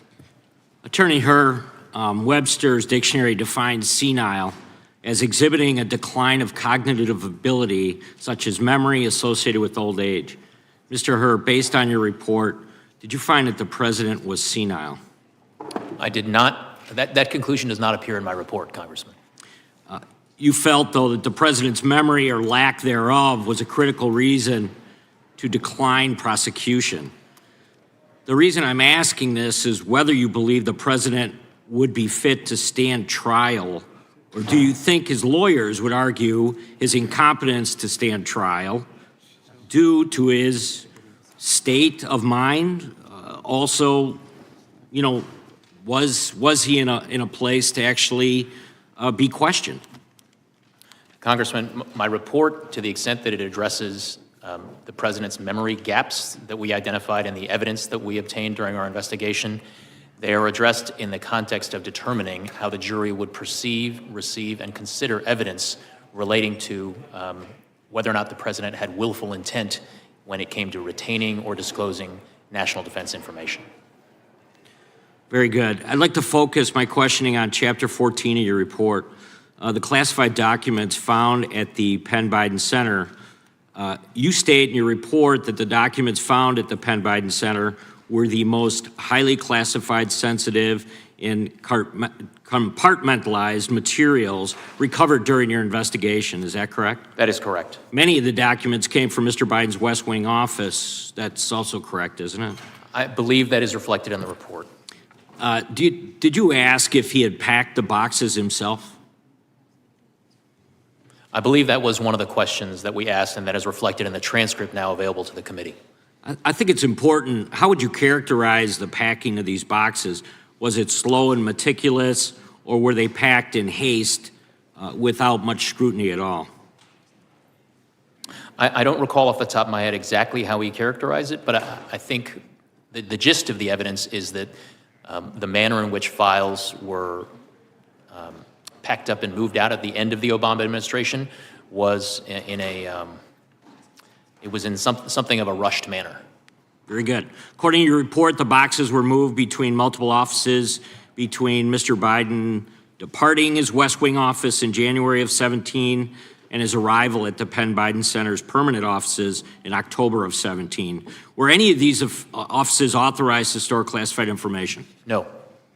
When the boxes finally arrived at the Penn Biden Center's permanent offices, how were they stored? I believe when the materials were recovered, some of them were stored in a storage closet, and I believe others of them were in file cabinet drawers. So what's your assessment? I would refer you to the report. What's your assessment on security and access control measures at the Penn Biden Center? That was something that we looked at. There were some security access controls at the Penn Biden Center, but we did get a handle on people who had access to the office space during the time period when we believed the materials were there. And there were other people, including students and some foreign dignitaries, that visited that facility at the time. Very good. You anticipated my next question. So when the boxes were discovered to have classified documents more than 5 years later, who discovered these boxes? It was Patrick Moore. Is that correct? Correct. One of the president's personal counsel. And did Mr. Moore have some type of active security clearance at the time? No. How about the executive assistant at the Penn Biden Center? No. On page 265 of your Actually, report. I'm sorry, Congressman, I may have misspoken there. I am not certain whether or not that executive assistant had an active security clearance at the time. Very good. On page 265 of your report, you stated, when interviewed by FBI agents, Moore believed the small closet was initially locked and that the Penn Biden Center staff member provided a key to unlock it, but his memory was fuzzy on that point. But an interview with Mr. Biden's executive assistant seemed to contradict his statement. Do you remember this exchange, and did in fact it contradict each other?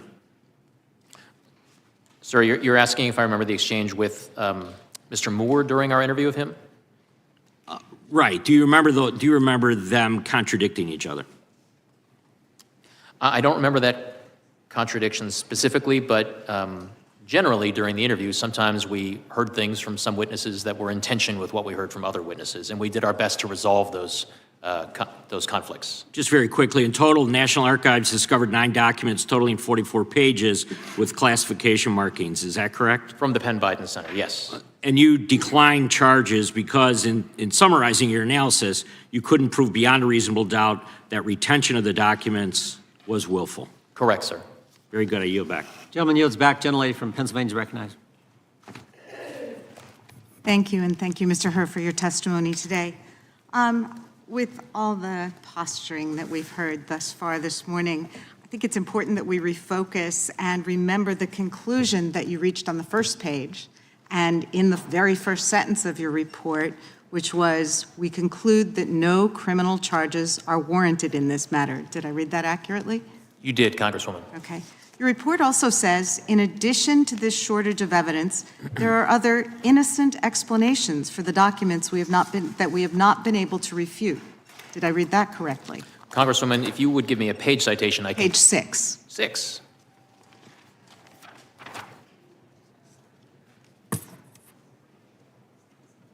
Yes, I see that language on page 6. Okay, thank you. Now, in addition to those conclusions, your report details several material distinctions, as you called them, between President Biden's actions and former President Trump's mishandling of classified materials. The facts are that President Biden cooperated with your investigation. Is that correct? He did. And his team notified authorities when they discovered classified documents, and he turned them over immediately. Is that correct? Yes. He consented to multiple searches of his home and other properties. Is that correct? Correct. And he voluntarily sat for an interview with you. Is that correct? Correct. But when it comes to Mr. Trump's treatment of classified materials, your report states that, according to the criminal indictment against him, he refused to return classified documents in his possession for many months despite having multiple chances to do so, and he obstructed justice by enlisting others to destroy evidence and lie about it. Is that correct? Correct. Now, you noted in your testimony that the specific comments you made about President Biden's memory have gotten a lot of attention. And as we've seen today, our Republican colleagues are again and again trying to weaponize those comments in a cheap attempt to score political points. But as someone who's participated in trials, you know that witnesses, regardless of age, often have difficulty recalling specific statements or facts when asked about them many years after those facts. So let's take a quick look at a differing witness experiencing a lapse in memory during a deposition. Your next wife was a woman by the name of Marla Maples. Right. And sitting here today, do you recall what years you were married to Ms. Maples?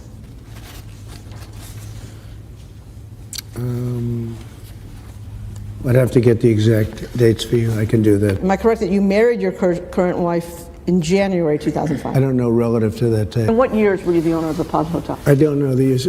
James Webb. I don't remember the names. Don't remember the name. So you don't remember saying you have one of the best memories? I don't remember that. Okay. I remember you telling me, but I don't know that I said. So I would also add that Mr. Trump told lawyers, I don't remember, 35 times in his deposition for a lawsuit over Trump University. And in response to questions from Special Counsel Robert Mueller, he answered, did not remember or could not recall 27 times. Now, Mr. Herr, you've said today that DOJ process and regulations required you to assess whether a jury would find Mr. Biden to be a credible witness, correct? I'm not sure that I said those words exactly, but of course, in my view, how a jury would perceive Mr. Biden if he elected to testify in his own defense at a trial, that would be part of the whole ball of wax that jurors would consider in determining whether he had willful intent in retaining or disclosing national defense information. Sure. Do you have any reason to believe that the special counsel who investigated and charged Mr. Trump with willful retention of classified documents would have failed to make an assessment of whether the jury would find Mr. Trump to be a credible witness? I don't have any information relating to what, how, I'm not qualified basically to answer that question as to what went into Mr. Smith's decision-making. But you are qualified to say what are the normal procedures followed by a special counsel, correct? I'm familiar with the rules as set forth in the Justice Manual and my understanding of how to apply them. And in fact, what you did. Correct. Okay. So I would suggest that we can all assume that the fact that Mr. Trump was charged with multiple counts of willfully concealing classified documents suggests that the special counsel in that case determined that Mr. Trump's denials are not credible. At this point, I would ask unanimous consent to enter into the record an excerpt from the committee's transcribed interview with Stephen D'Antonio, former assistant director in charge of the FBI Washington field office on July 7th, 2023, in which he explained the urgency for the FBI to retrieve and secure classified documents from Donald Trump's estate because they contained national security information that should not be viewed by anyone without the proper security clearance. Even Mr. D'Antonio himself could not view the documents given their high security clearance, despite being the assistant director in charge of the FBI Washington field office. Thank you. Without objection, General Lady yields back. Gentleman from Oregon is recognized for 5 minutes. Thank you, Mr. Chair. I was quite interested in the dates that are set forth in your report, Mr. Herr. And the reason I'm interested is because I keep getting confused between the 2017 date and the 2024 date as to the condition of the president's memory. And so was there a difference? Because when I look at it, it seems like his memory was bad in 2017, and then it was bad today. But there's never any distinction made. But isn't it true that if you were going to be looking at at prosecuting as you were, you would look carefully at his condition in 2017? Isn't that the proper time? Because I think you say in your report that your best case, I think you call it out, the best case for charges would rely on Mr. Biden's possession of Afghanistan documents in his Virginia home in February 2017 when he was a private citizen and when he told his ghostwriter he just found classified material. That's the best case as you say it. Yes. And then you work your way through a series of defenses against your best case. So you were looking at his condition in 2017. Do I have that right? You do, Congressman. And his memory was bad then. We can draw our conclusions whether it improved over the next 6 years or not. But I just want to make sure it's clear that we're looking at his condition in 2017, which you then find as you go through the list of defenses that is his memory is bad, his memory is bad, his memory is bad. There's about 6 or 7 defenses here. And so what it gets me to is this question. And I actually pulled this quote out of something I read this morning, that perhaps your report concluded, and perhaps it did not, that the president is, quote, incapable of being held accountable. But that's not quite what happened, is it? You didn't find that he was incapable of being held accountable, did you? I did not. Those words do not appear in my report. They do not. But you reached a conclusion that you didn't have the evidence, but then your report continually recites these defenses. And I'm having a hard time putting the two together. If you didn't have the evidence, why do you persist in reciting these defenses? Congressman, I wrote my report as an explanation of my decision to decline charges as to President Biden. And the way that I came up with that explanation and wrote it in my report for the Attorney General is the following. The approach that I took was a prosecutor envisioning what would be the probable outcome of trial if we charged this case, if we presented the evidence to a jury, and not only the government presenting the evidence to a jury, but what would happen if the defense lawyers also got a chance to try to poke holes in the government's case at trial. And with respect to one of the several potential defenses that I lay out in the report, one of them does focus on the president's memory-related issues. That is a defense that the president's defense lawyers may well present at trial. And a jury is going to be confronted with at least 3 separate sets of evidence relating to the president's memory. One is from the recordings in 2016 and 2017 from the ghostwriter. But if I may, forgive me for interrupting, but I'm limited on time as everybody else was. But you say, I think, that the evidence suggests he is incapable of forming, or you're incapable of proving, intent. There's kind of a bit of a difference there, right? He may well have had the intent, but you could not of holding these documents, and I hate to say hiding the documents, but you couldn't prove it. So what you did instead is fell back to the various defenses that might also be asserted against you. Kind of a heap of rationale for not pursuing the president. Is that, do I have it right now? Congressman, I think we're on the same page. I think what I'm trying to convey is that the way that prosecutors assess the strengths and weaknesses of their case is to think through, hey, in the government's case in chief, here's the evidence we're gonna present, and the jury might be with us. But that's not the end of the trial. The trial also has to include presentation from the defense lawyers. You're correct, and I'm a lawyer. I've tried cases, so I get it.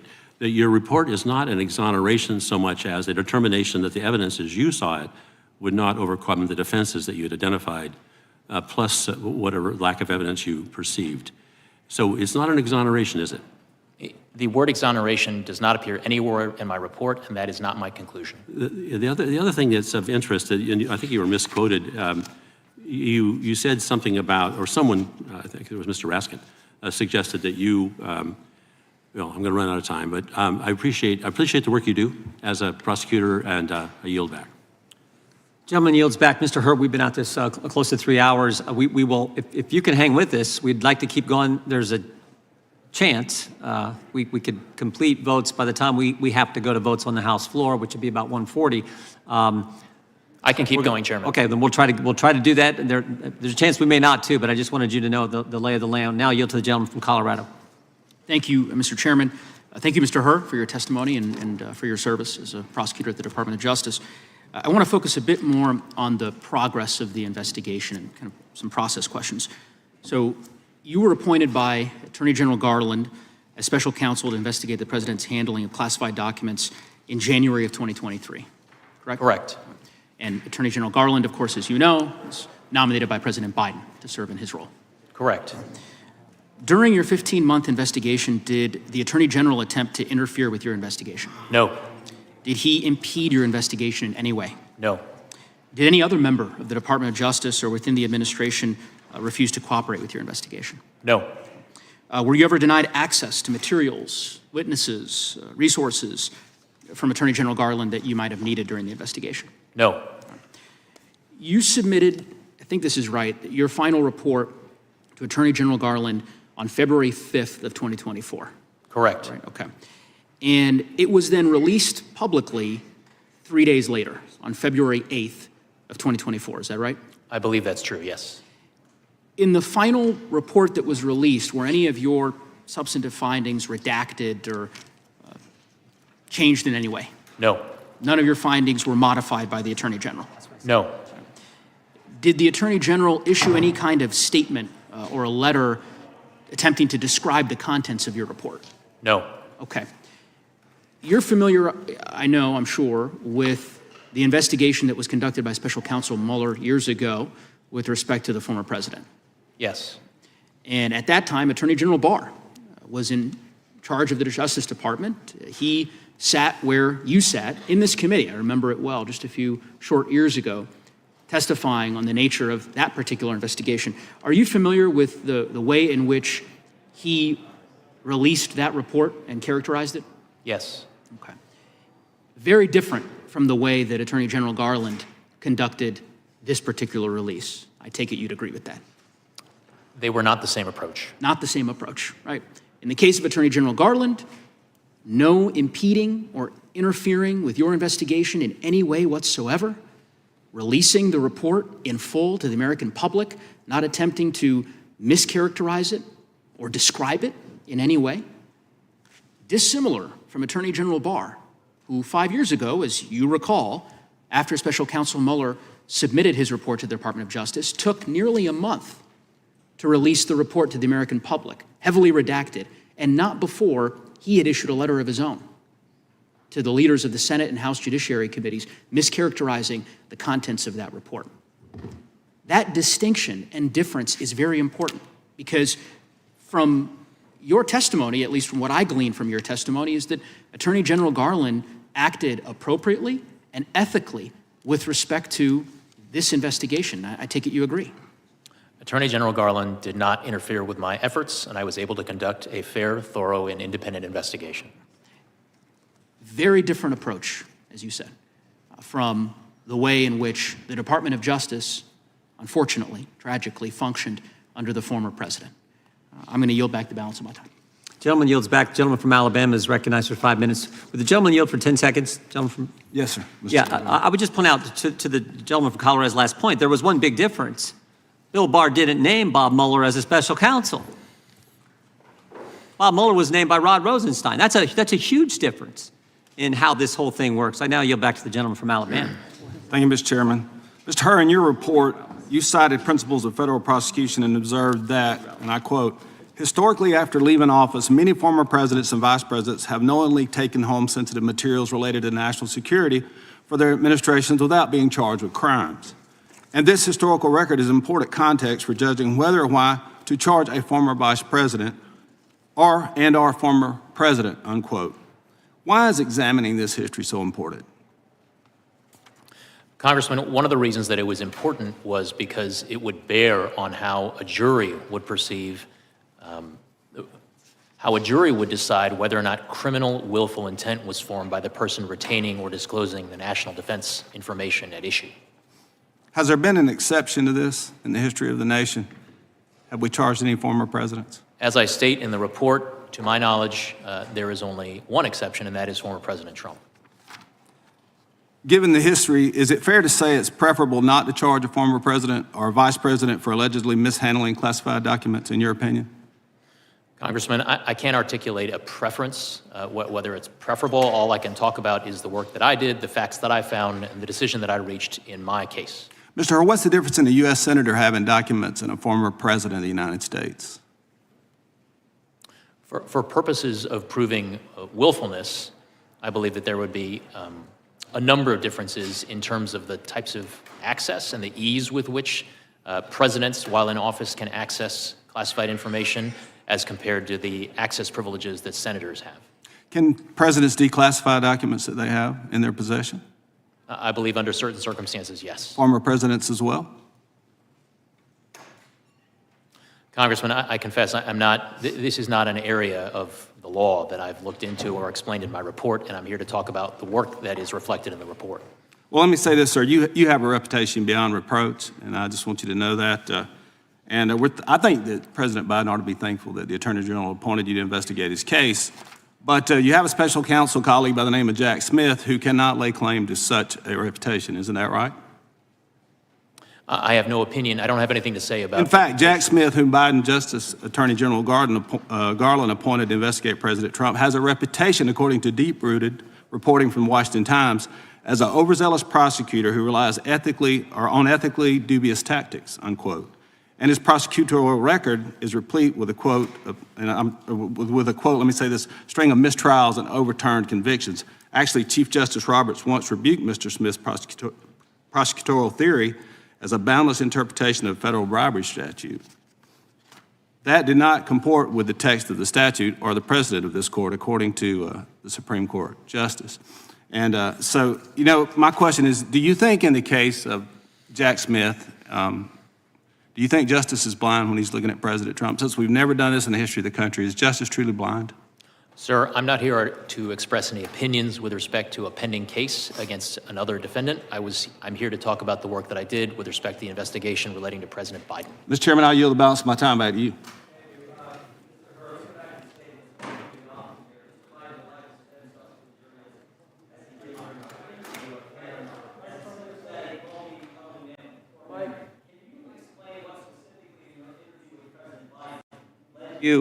To this conclusion. Congressman Jordan, I'm sorry, but the mic was turned on partway through your Can you explain what specifically in your interview with President Biden led you to this conclusion? The conclusion that about broad statement that's been cited many times. The totality of the time that I spent with the president during his voluntary interview was something that I certainly considered in framing my assessment and articulating it in the report.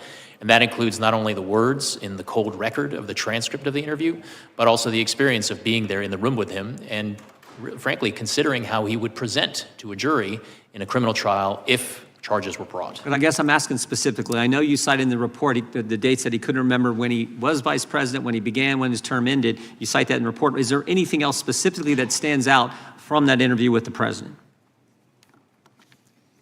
A number of things stand out. And again, I'm aware that the transcript has now been made available.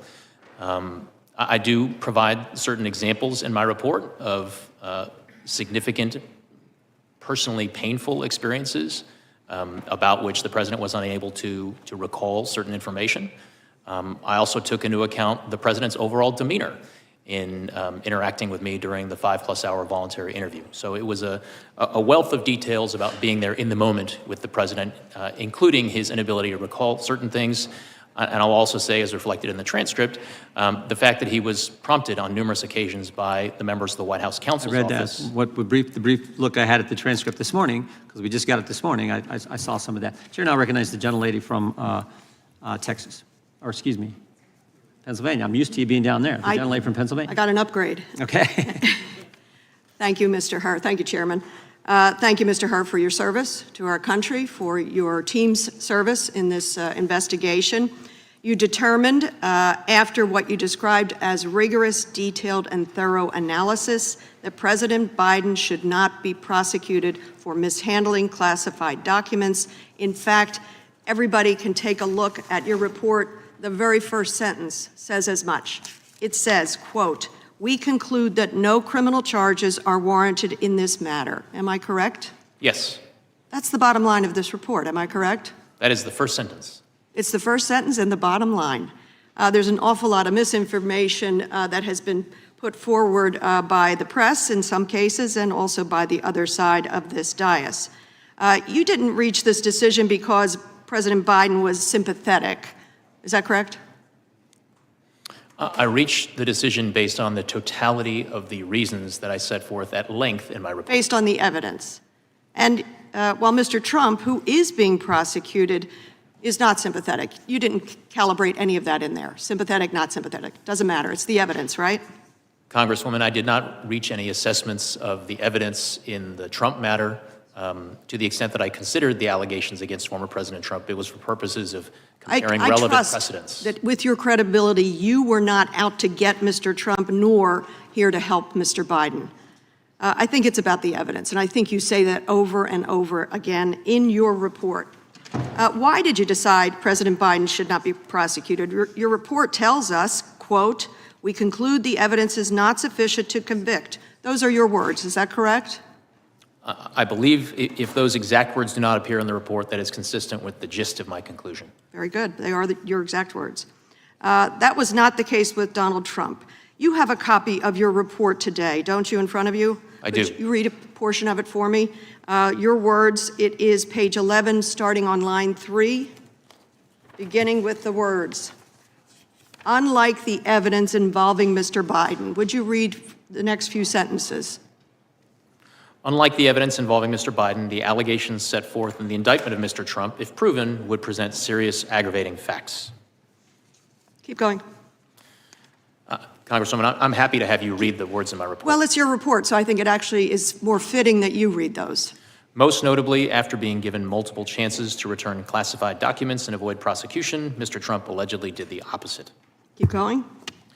According to the indictment, he not only refused to return the documents for many months, but he also obstructed justice by enlisting others to destroy evidence and then to lie about it. You may stop there. Thank you. You mentioned the indictment against Mr. Trump for mishandling sensitive classified national security information. That indictment says at the end of his presidency, Mr. Trump, I'm looking for my indictment here. I have it here. Hang on. Mr. Trump himself ordered that boxes containing classified materials go to Mar-a-Lago, where he hosted tens of thousands of guests. Then he kept these sensitive materials carelessly about the property, as you can see here. Classified documents ended up in a bathroom, a ballroom, on a floor, spewed about. And when a grand jury subpoenaed the documents, what did Donald Trump do? The indictment again shows against him what he responded by, suggesting that his attorney falsely represent that the FBI and grand jury that he did not have documents called for by the subpoena. He directed his employee, Waltine Nauta, to move boxes of the documents to conceal them from Mr. Trump's attorney, and then lied to his attorney and the FBI and the grand jury, suggesting his attorney might hide or destroy documents called for by the grand jury investigation. Mr. Hur, are those the type of aggravating facts to which you refer to in your report? Congresswoman, the aggravating facts that I refer to in the report are set forth and described in my report at page 11. Very good. Mr. Hur, to the best of your knowledge and investigation, did President Biden ever direct an employee to lie about, hide, or destroy classified information? Yes or no? We did not identify such evidence. Did he do so himself? We did not identify such evidence. And I want to give you a chance, since the transcript is out, to correct the record on an important point. Very sadly, your report on page 208 says that Mr. Biden couldn't come up with the date, the year of his son, Beau Biden's death, when in fact in the transcript it shows that you asked him the month. And do you know what he said, Mr. Hur? He said, oh God, May 30th. Would you like to correct the record? His memory was pretty firm on the month and the day. Congresswoman, I don't believe that's correct with respect to the transcript, but if you could refer me to a specific page, I'd be happy to look. I've read about it in reporting. Thank you. I yield back. Chair now recognizes Mr. Kiley. Mr. Hur, why did the White House ask you to remove parts of the report? What was the reason they gave for that? I don't have the letter in front of me, Congressman. I believed that among their reasons was that they contested, or that they asserted that certain language in the report was inconsistent with DOJ policy. The day that your report came out, the president gave a live news conference on national television. Did you watch that news conference? I watched the press conference, yes. What was your reaction to seeing the president personally attack you and your team? Congressman, I'm here to talk about the work that went into the report and my declination decision and my explanation of it for the attorney. And it wasn't just the president. Anthony Coley, former spokesman for Merrick Garland, has said that Democrats should focus their ire on her. The president's personal attorney, Bob Bauer, said that your report is a shabby piece of work and a shoddy work product. Do you agree with that characterization of your report? I disagree vehemently with that characterization of my report. I also disagree. I think it's very well written, well considered, and comprehensive. Do you think it's appropriate for the administration to be attacking the work of a special counsel that it appointed itself? Congressman, I'm not going to comment on the propriety of the administration's reaction to my report. What I can tell you is that I stand by the report and the work that went into it. Today, the ranking member started his opening statement by saying, Mr. Hur completely exonerated President Biden and called your report a total and complete exoneration. Mr. Hur, did you completely exonerate President Biden? That is not what my report does. Was your report a total and complete exoneration? That is not what the report says. So the statement by the ranking member was incorrect, yes?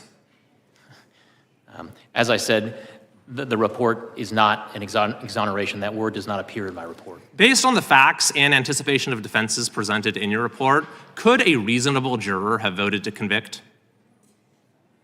As I said in the report, some reasonable jurors may have reached the inferences that the government would present in its case in chief at trial. So a reasonable juror could have voted to convict based on the facts that you presented? Correct. If you were on the jury, would you have voted to convict?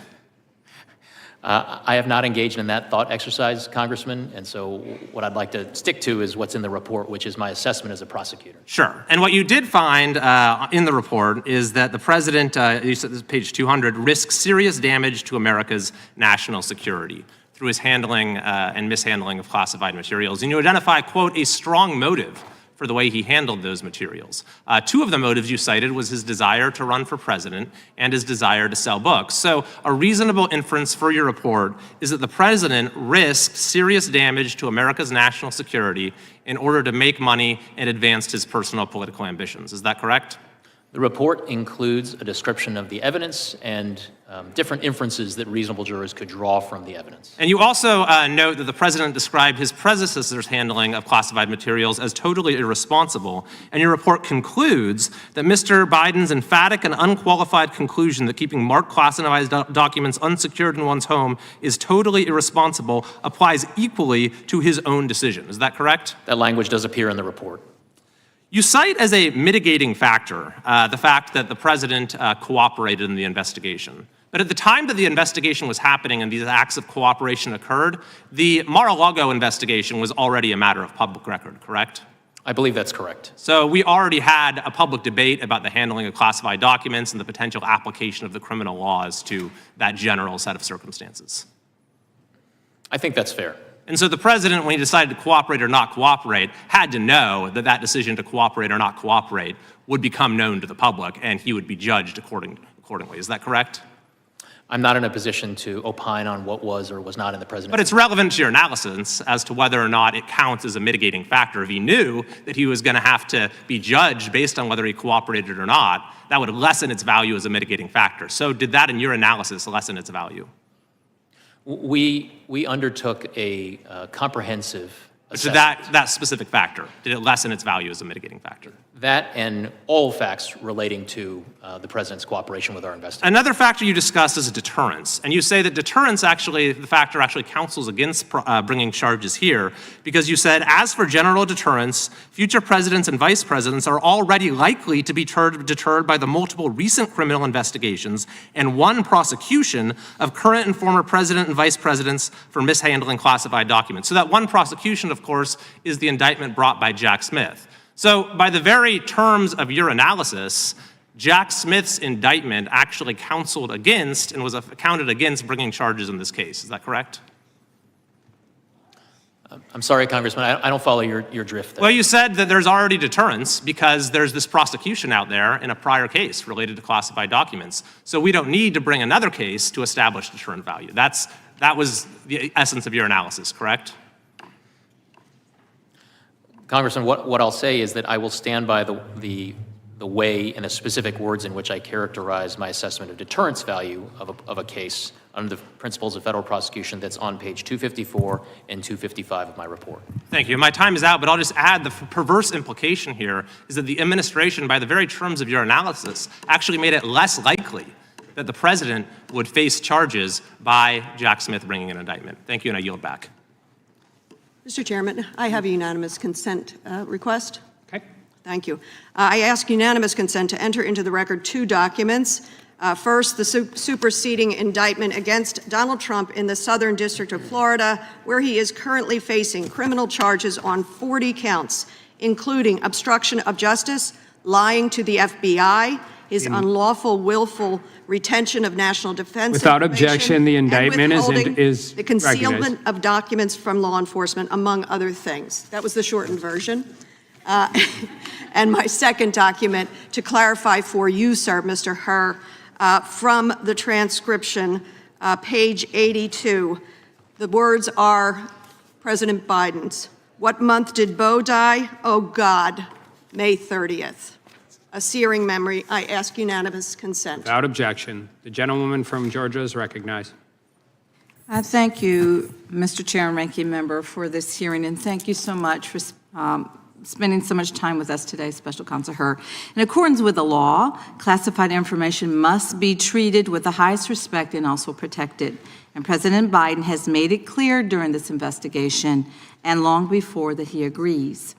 In response to Mr. Herr's report, he said, and I quote, "Over my career in public service, I've always worked to protect America's security. I take these issues seriously, and no one has ever questioned that," end quote. The special counsel's report makes clear that this is unfortunately a common occurrence for classified documents to get swept up into members of Congress or executive branches officials' personal effects. And as soon as President Biden discovered that he had mistakenly kept classified material, he took swift and immediate action to ensure that those materials were returned, and he fully cooperated with every step of your investigation. President Biden's predecessor when dealing with the issue of having classified materials, took very different steps. In 2016, Donald Trump declared, and I quote, "I'm going to enforce all the laws concerning the protection of classified information. No one will be above the law," end quote.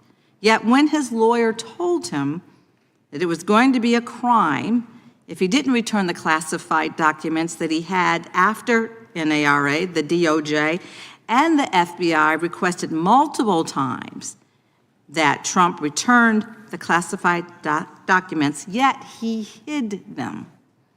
Trump himself acknowledged that the same year that service members have risked their lives to acquire classified intelligence to protect our country, yet he decided that his desire to keep these documents outweighed the potential loss of life for these people if those papers got out. Not only did Trump have a legal obligation, he also had a moral obligation to all of us, and he failed to live up to that. Mr. Hur, thank you for being here today. I'd like to talk about your report regarding President Biden and some of your findings.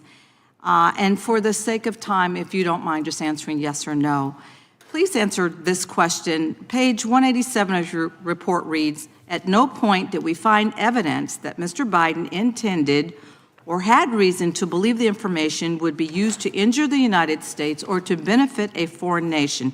Is this what you reported? For the sake of time, please answer yes or no. Congresswoman, you said page 187? Of your report, yes. Yes. At no point did we find evidence. Yes, that language is on page 187. Okay, so then this is what you reported, correct? Yes. That language is in my report. Okay, and Mr. Hur, you acknowledged on page 12 of your report that there are, as you said, numerous previous instances in which marked classified documents have been discovered intermixed with the personal papers of former executive branch officials and members of Congress. Please, once again, can you confirm for us, yes or no, the answer whether this is what you reported? That language appears at page 12 of my report. Page 323 also reads, "As a matter of historical context, there have been numerous previous incidents in which marked classified documents have been discovered, intermixed with the personal papers of former executive branch officials and members of Congress." Is this what you reported? That language appears at page 323. Thank you. Now it's my understanding that this has happened before, where classified documents are swept up into official papers. So, Mr. Hur, aside from Donald Trump, are you aware of similar instances in history where officials who have had these classified documents engaged in a months-long elaborate scheme to hide those documents from federal law enforcement officials? The one case that comes to mind that we do address in the report is the prosecution of General Petraeus. So are these historical examples, aside from Donald Trump, where officials instructed their aides to delete evidence pertaining to those classified documents? That was not present in the Petraeus prosecution, no. So the American people deserve, as we've always been saying all along here, that we deserve a leader who will not put themselves above the law, but will work with law enforcement and hold themselves accountable. Thank you, and I yield back. The gentlewoman from Wyoming is recognized. Special Counsel Hur, when you determined that no criminal charges should be brought against President Biden in this matter, you focused on the specific facts surrounding the classified documents, where President Biden stored them, and on his memory and age. You wrote that President Biden's, quote, memory was significantly limited during his recorded interviews with the ghostwriter in 2017 and during his interview with the Special Counsel's Office in 2023. You also expressed concern that prospective jurors would be persuaded by President Biden's presentation as a sympathetic, well-meaning elderly man with a poor memory. Your assessment, however, was focused on how President Biden would currently present to a jury if he stood trial. Is that correct? That was an element of my explanation to the Attorney General for my decision. It was not the only element. Okay, that wasn't my question, but it was one of the things that we were considering was his current state of mind, his current memory. Correct? One of the things that I considered would be how if a trial, whenever a trial theoretically were to be held, how President Biden would present himself to the jury if he elected to testify. Okay. You did not compare President Biden's current memory or condition with his memory or condition when he was in the Senate or when he left the vice presidency and took the classified documents subject to your investigation. Is that right? Actually, I believe that's not correct, Congresswoman. One of the things that's in the report is an assessment of the president's memory based on recordings from the 2016-2017 timeframe, recordings of conversations between Mr. Biden and his ghostwriter, and comparing that with the president's memory that he exhibited during our interview of him in October of 2023. So there was a comparison there. Okay, so, but unless there was some issue undisclosed to the American people during his 50 years in office, you found that Mr. Biden fully understood his legal responsibility related to the handling of classified materials, which is why you concluded in your report that Mr. Biden, quote, willfully retained and disclosed classified materials after his vice presidency when he was a private citizen. You state that on page 1, correct? I believe that what I stated on page 1 was that we identified evidence that Mr. Biden willfully retained classified information after the end of his vice presidency, but ultimately we concluded that the evidence was insufficient to warrant. I understand that. Please listen to my question. What I'm getting at is that Mr. Biden fully understood that he could not keep classified information at his home as both a former senator and vice president. Isn't that right? He understood that, correct? My understanding is that based on the evidence, my assessment was that a jury... That isn't what my question was. Please listen to my question. My question was that Mr. Biden understood when he was a senator and vice president that he could not keep classified materials at his home, at his garage, and in other offices. Is that fair? I don't think that's accurate, Congresswoman, because when Mr. Biden was vice president, he was authorized to have classified material in his home. But after he left, he knew that he was not entitled to keep classified information at his home, correct? After he left, there is evidence to suggest that he knew that he could not legally have classified information in his home. However, there is evidence with respect to his notebooks that he believed he was authorized to keep the notebooks at home based on precedent. Based on precedent. You know, I guess the way that I would put it is this. President Biden knew better. He knew that he wasn't entitled to keep these documents from when he was a senator, and he knew he wasn't entitled to keep these documents after he had left the vice presidency. But because he's now suffering from an impaired memory, as you so delicately put it, he got away with it. Is that fair? Congresswoman, what I stated in my report is that there's certainly evidence that some jurors could infer to suggest that Mr. Biden willfully retained and disclosed national defense information. But in my judgment, the likely outcome of a trial, the probable outcome of a trial, is not a conviction. I have represented a variety of clients over the years in actions against the federal government over, in fact, several decades of time. It's been my experience that the federal government, the DOJ specifically, has essentially unlimited resources to go after and prosecute citizens and will spare absolutely no expense in doing so. It has also been my experience that the DOJ is not only overly aggressive in these cases, but makes it clear that part of the reason for such aggression is to make an example of the poor soul who is the subject of such action. In other words, so that other people will not engage in the same kind of conduct. Mr. Hur, having been a long-term DOJ prosecutor, can you please explain why those people without the last name of Clinton or Biden are typically treated quite differently and seem to be the only ones who are never held accountable for violating the law? Congresswoman, one of the things that I explain in my report is the fact that there are historical precedents with respect to former occupants of the White House and their retention of classified materials after they leave. I'm asking specifically about Mrs. Clinton and Mrs. Hillary Clinton and Joe Biden. Congresswoman, I don't have any opinion to articulate with respect to the investigation relating to Mrs. Clinton. I yield back. The gentlewoman from Texas is recognized. Mr. Hur, Special Counsel Jack Smith has charged Donald Trump with 40 counts related to his unlawful possession of classified documents. The most serious charge carries a penalty of 20 years in prison. According to the Trump indictment, Trump stored those documents at Mar-a-Lago, which, quote, hosted events for tens of thousands of members and guests, end quote. The indictment continues, quote, Trump stored his boxes containing classified documents in various locations at the Mar-a-Lago Club, including in a ballroom, a bathroom, and a shower, an office space, his bedroom, and a storage room. Mar-a-Lago is more than a mansion or a compound. It is a club with membership with a membership program that sells access to the public. It has hundreds of people moving through it at any given time. Staffing it alone required 150 staff members. And while those classified national security documents sat in places like his ballroom, Trump hosted more than 150 social events like weddings and movie premieres, which thousands of people attended. In brief, Special Counsel Smith has alleged that Trump willfully and knowingly took highly classified documents to a location accessible by tens of thousands of people. Mr. Hur, was President Biden's residence accessible to tens of thousands of people? No. Did President Biden ever bring tens of thousands of people into spaces where he stored classified material? Not to my knowledge. Did Joe Biden advertise and sell memberships to his home that would allow members of the public to have access? Not that I'm aware of.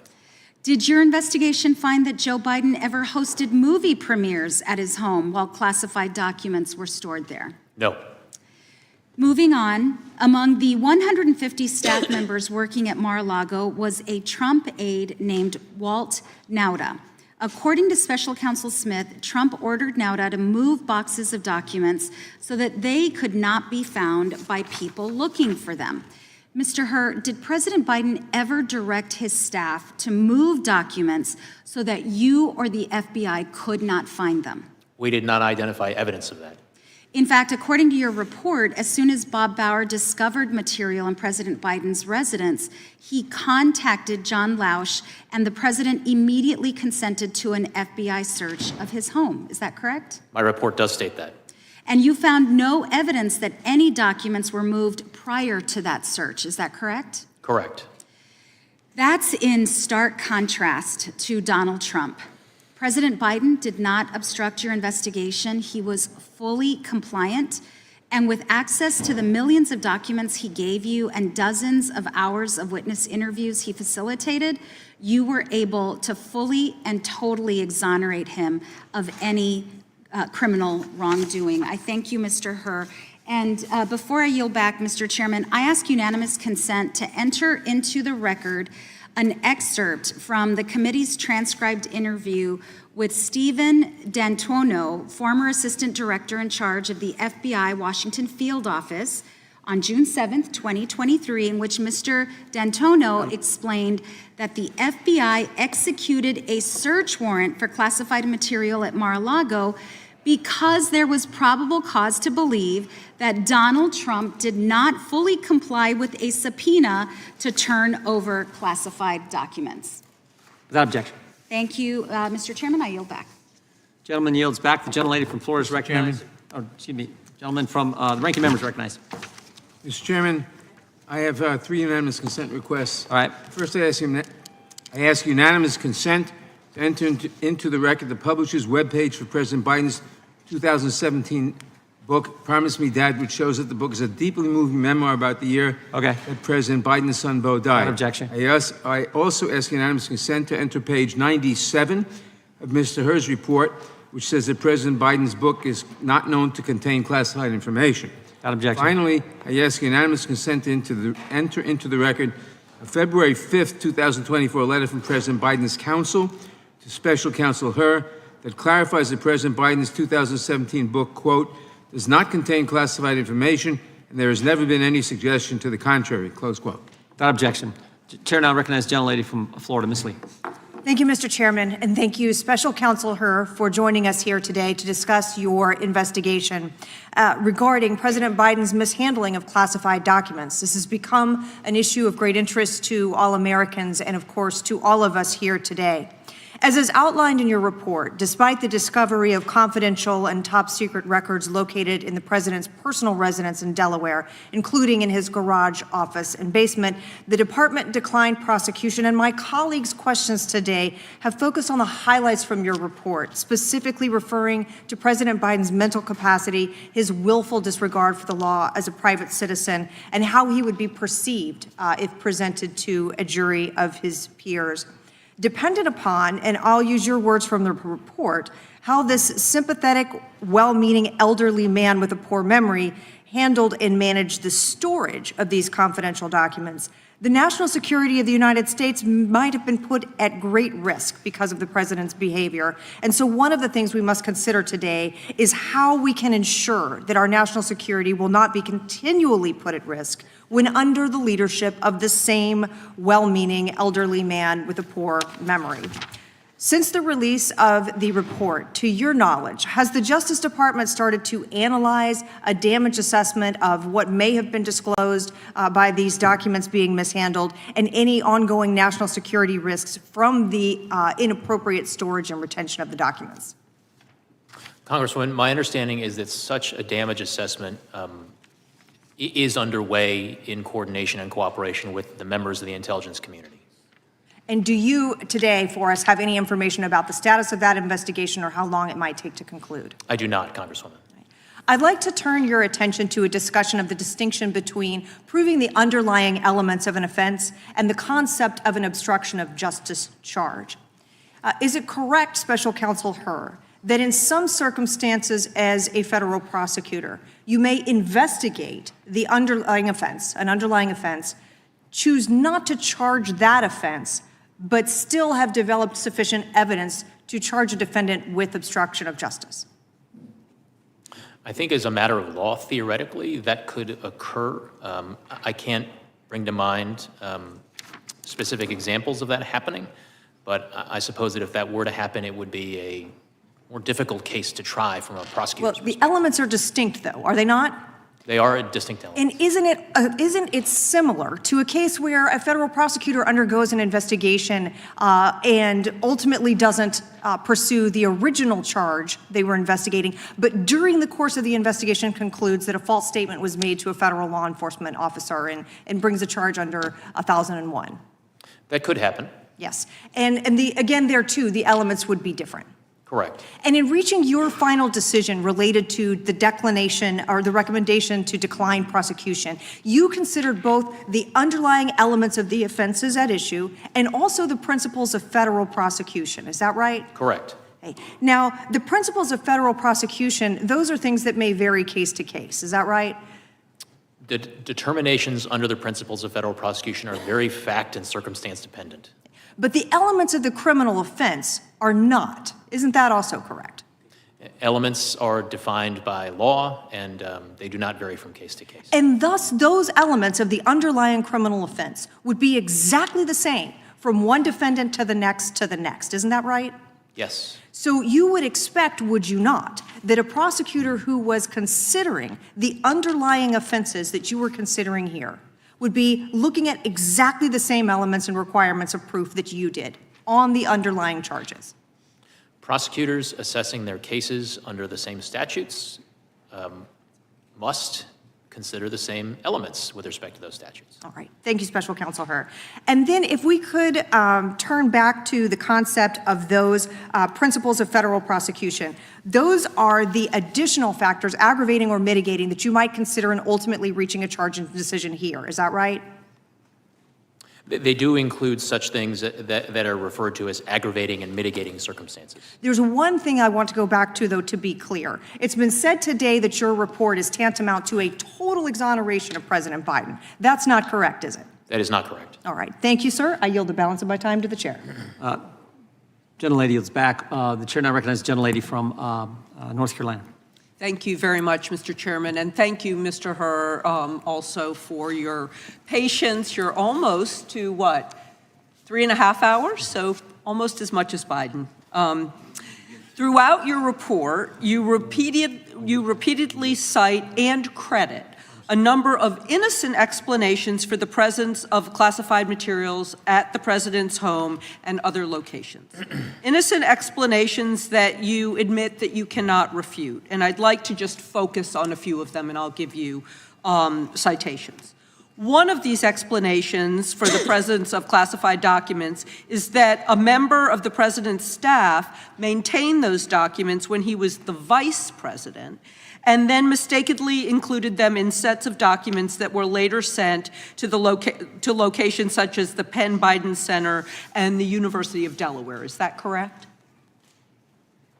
I believe that's correct, but if you have a specific page number for me, that would help me, Congressman. We'll get you one. That would be great.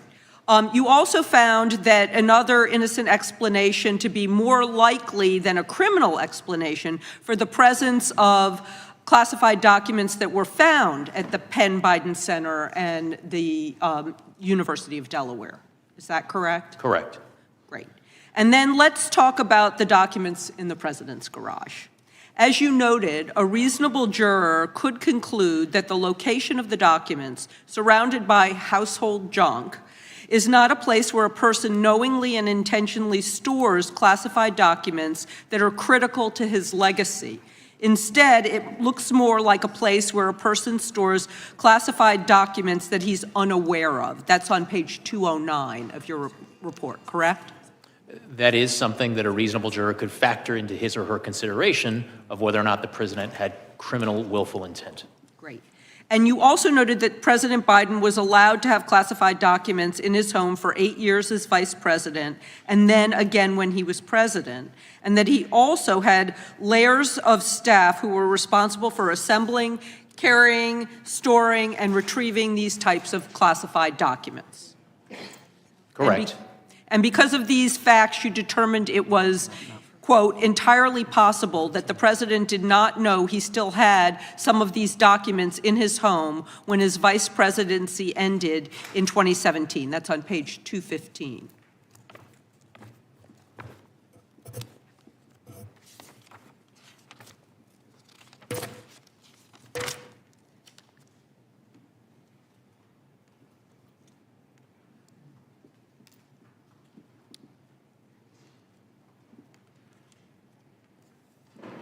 Entirely possible. Entirely possible. Yeah. So that's the citation. I'm going to keep going because my time is running while you're looking. So you also cite the president's cooperation with your investigation as evidence that he did not have criminal intent. And I want to quote you here because this is important. You wrote, most significantly, Mr. Biden self-reported to the government that the Afghanistan documents were in his Delaware garage and consented to the search of his house to retrieve them and other classified materials. He also consented to searches of other locations, and later in the investigation, he participated in an interview with our office that lasted more than 5 hours and provided written answers to most of our written questions. Many will conclude that a president who knew he was illegally storing classified documents in his home would not have allowed such a search of his home to discover those documents and then answered the government's questions afterwards, page 210.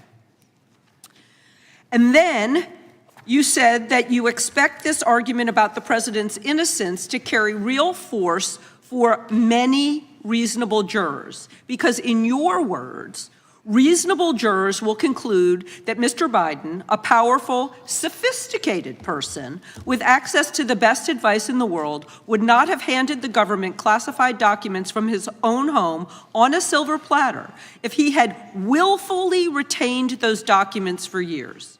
Just as a person who destroys evidence and lies often proves his guilt, a person who produces evidence and cooperates will seem by many to be innocent. Again, page 210. As you said in your report, it would be reasonable for a juror to reach that conclusion, and that a president advised by counsel would not have informed investigators of the presence of classified documents in his home or invited agents in the search of every nook and cranny of his home or other residence, or sat for an hours-long interview, or answered pages of written questions all going to his full cooperation and his lack of criminal intent. Thank you, Mr. Chairman, and I yield back. Gentlelady yields back. Mr. Hur, we got 3 more we're going to do, and then we're going to take votes, and then we'll just have a couple more after that. So I'm going to start with the gentleman from Kentucky is recognized. Yield to the chairman. I thank the gentleman for yielding. Mr. Hur, are you opposed to the U.S. Congress having access to the audio tapes of the people you interviewed during your investigation? Chairman, I am not in a position to articulate an opinion one way or the other. That is not really up to me. I'm a former employee of the Department of Justice. I would refer you to the White House and DOJ leadership. You're an accomplished lawyer. Is there any reason why we shouldn't, why the United States Congress shouldn't have access to the same information you had access to and that was the basis of your decision? Chairman, it is not for me to opine on what materials. Well, the Justice Department released the transcripts the day of the hearing. It'd been nice if we'd had them at a more, I think, a better time for the committee to prepare for our questioning for you. They released them today. The White House and the Justice Department released them today. It'd be nice if we actually had the audio tapes too. Again, is there any reason why you can see why the American people and their representatives in the United States Congress should not have access to those tapes?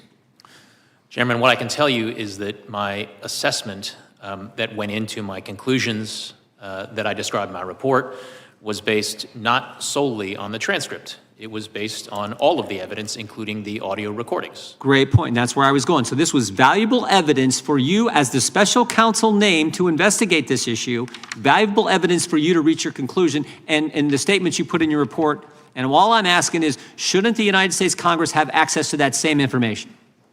Chairman, again, it is not for me to weigh into what information Congress should or should not have, but what I will tell you is that the audio recordings were part of the evidence, of course, that I considered in coming to my conclusions. I will yield back to the gentleman from Kentucky and hopefully can yield to the gentleman from North Dakota.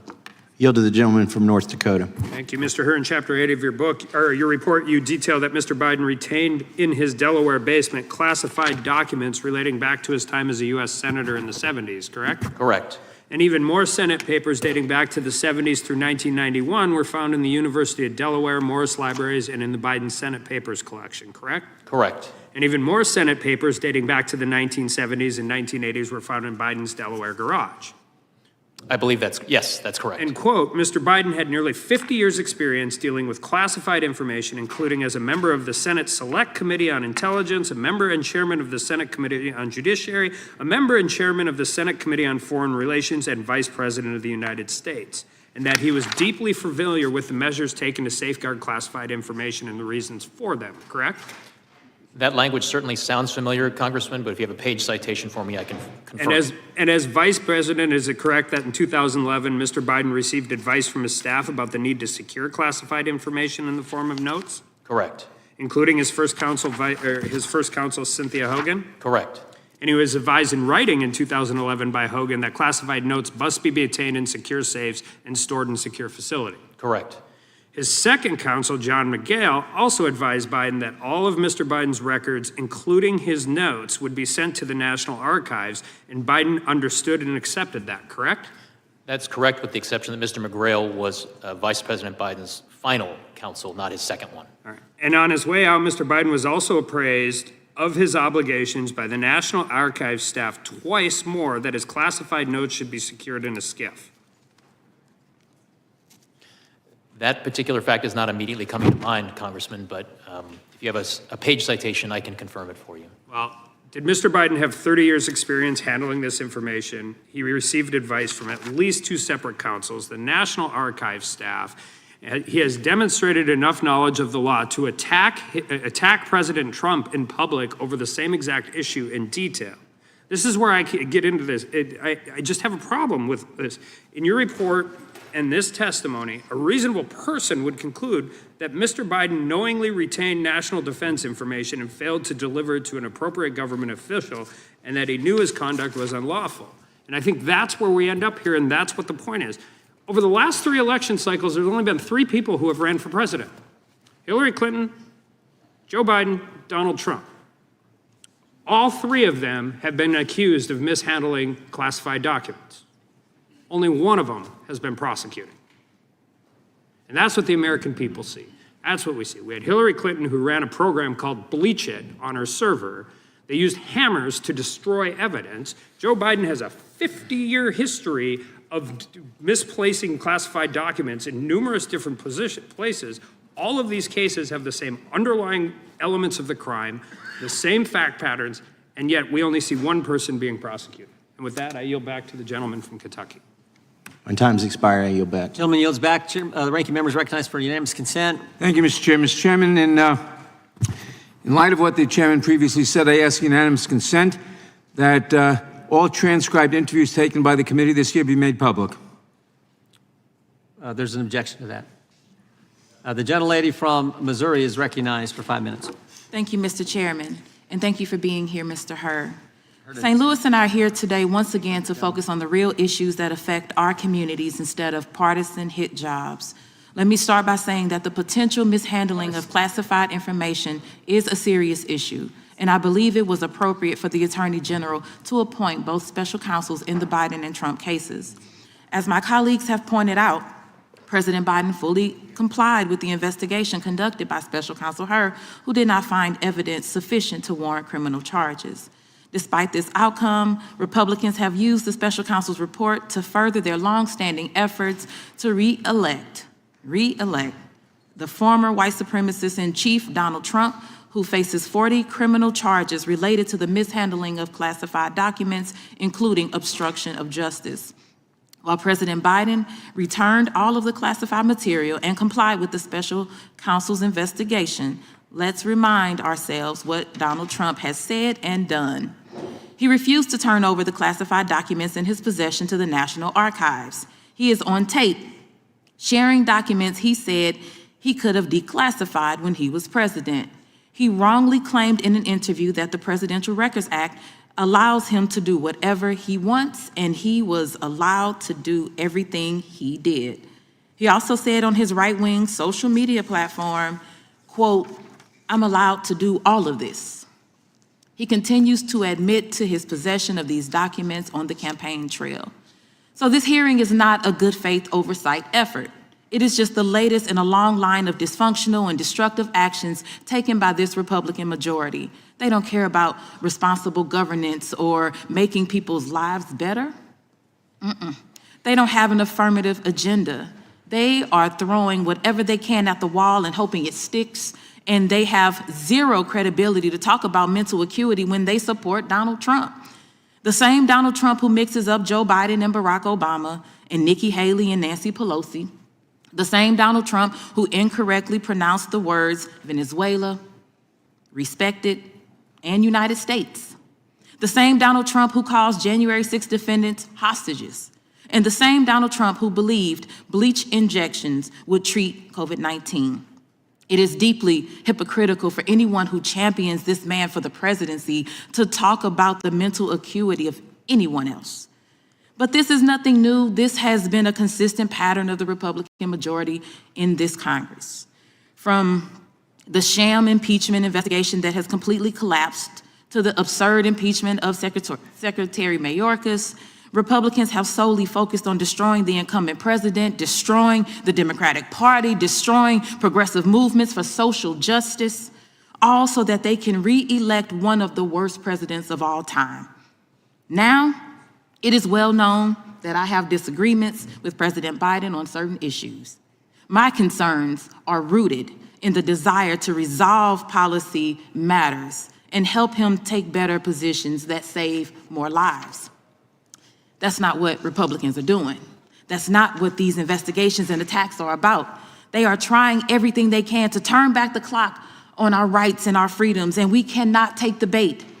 Let's focus on policy. Let's focus on substance. Let's focus on saving and improving the lives of our constituents, not misusing the precious time and resources of this committee, not being dishonest just because it serves our political interests. We are better than that, and our country deserves better than all of this. I will continue to reject these absurd distractions from the investments we need in the communities that we represent. Let's focus on that instead of this irresponsible and easily repudiated Republican clown show. Thank you, and I yield back.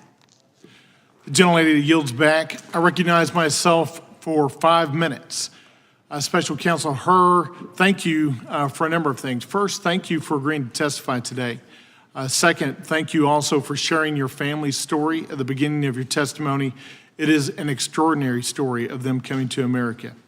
Third, let me also thank you for your in-depth investigation and your detailed report, and generally for your service as special counsel. It's not something that I think many people would look for, and certainly comes with a lot of burden. So thank you for your work. In your opening statement, you described your investigation as, quote, thorough and independent, and I agree with that. One where you attempted to give, quote, rigorous and detailed analysis. I also agree with that. And one where you say you, quote, must show your work, which we very much appreciate today. We don't normally see that. Did I recall your opening statement correctly as it relates to those quotes? Yes, sir, you do. In fact, as part of your investigation, you interviewed about 150 different witnesses. You looked at millions of different documents because you wanted to do a thorough investigation. Isn't that true? Correct. And you did this because you took your investigation extremely seriously and you wanted to reach accurate conclusions, correct? Very much. Then let's review some of your specific findings regarding the issues pertaining to competency and mental capacity of President Biden. Because as you say, this is very important to whether or not there was criminal willful intent. As you can see, I've set forth a number of different quotes up here on this board that I've prepared, some of which I'll read to you. Page 5, you say Mr. Biden's, quote, Mr. Biden's memory was significantly limited. Then again on page 6, you say Mr. Biden would likely present himself to a jury as a sympathetic, well-meaning, elderly man with a poor memory. Then on page 207, you say Mr. Biden's memory also appeared to have significant limitations. And then again on page 208, he did not remember when he was vice president, and he did not remember even within several years when his son Beau died. You finally make the statement on page 248, quote, for these jurors, Mr. Biden's apparent lapses and failures in February and April 2017 will likely appear consistent with the diminished capacities and faulty memory he showed. Those were astounding conclusions to me, and as I look through those quotes, I have to say I hearken back to my time before Congress. I was a judge, and one of the things that I oversaw was guardianships. And frankly, when I read your conclusions, red flags began to go up in my mind because I oversaw hundreds of guardianships back in Texas. And as I saw your conclusions, I began to wonder, what does the D.C. statute say about guardianships, and how do you define an incapacitated individual in Washington, D.C.? And I want to show you this statute because I presume, are you familiar with the statute at all? I am not, Congressman. So I didn't think that you'd probably reviewed that. So let me just read to you some of these, some of the definitions here. An adult whose ability to receive and evaluate information effectively or to communicate decisions is impaired to such an extent that he or she lacks the capacity to manage all or some of his financial resources. That's the first part of the definition of incapacity, an incapacitated individual under the guardianship statute in the District of Columbia. And quite frankly, I see tons of overlap from what you set forth in your testimony, in your written report, and the definition here. The phrases are almost identical. I would posit that if he cannot manage national top secret resources, I'm not sure how he can manage his personal financial resources. And given your report's findings that his memory was, quote, significantly limited, and that he is a person with, quote, diminished faculties, and with, quote, faulty memory, it makes me wonder how close he is coming to meeting this definition of an incapacitated individual, such that he should have a guardian appointed by the D.C. courts for his personhood. There is at least, I believe, a prima facie argument to say that there is substantial evidence to indicate such. And you mentioned it's not just what you've written in the report, but it was the demeanor of President Biden as you interviewed him. I'll say in conclusion, whether he does or does not meet this definition, I believe your findings raise significant concerns about his current fitness for the office of the president, and certainly his fitness going forward in the future. And I appreciate the fact that you were brazen enough to raise this issue in this report because you knew this would be significant in your findings, but you did so based on a very significant, very detailed, very thorough, independent report, and I praise you for that doing your duty in such a way. Thank you, Special Counsel. I yield back. Gentleman yields back. Mr. Herr, we have votes on the floor. We have a few more members who will do their 5 minutes of questioning. So we're going to recess, and then we will convene 10 minutes after the conclusion of the last vote. I believe we only have a couple votes. Is that right? 2 votes. So, but, you know, Congress, that'll take a while. But we'll get back here as soon as we can. And there's food in the back room for, I think we still have some left that you're welcome to. With that, we stand in recess until 10 minutes after the last vote.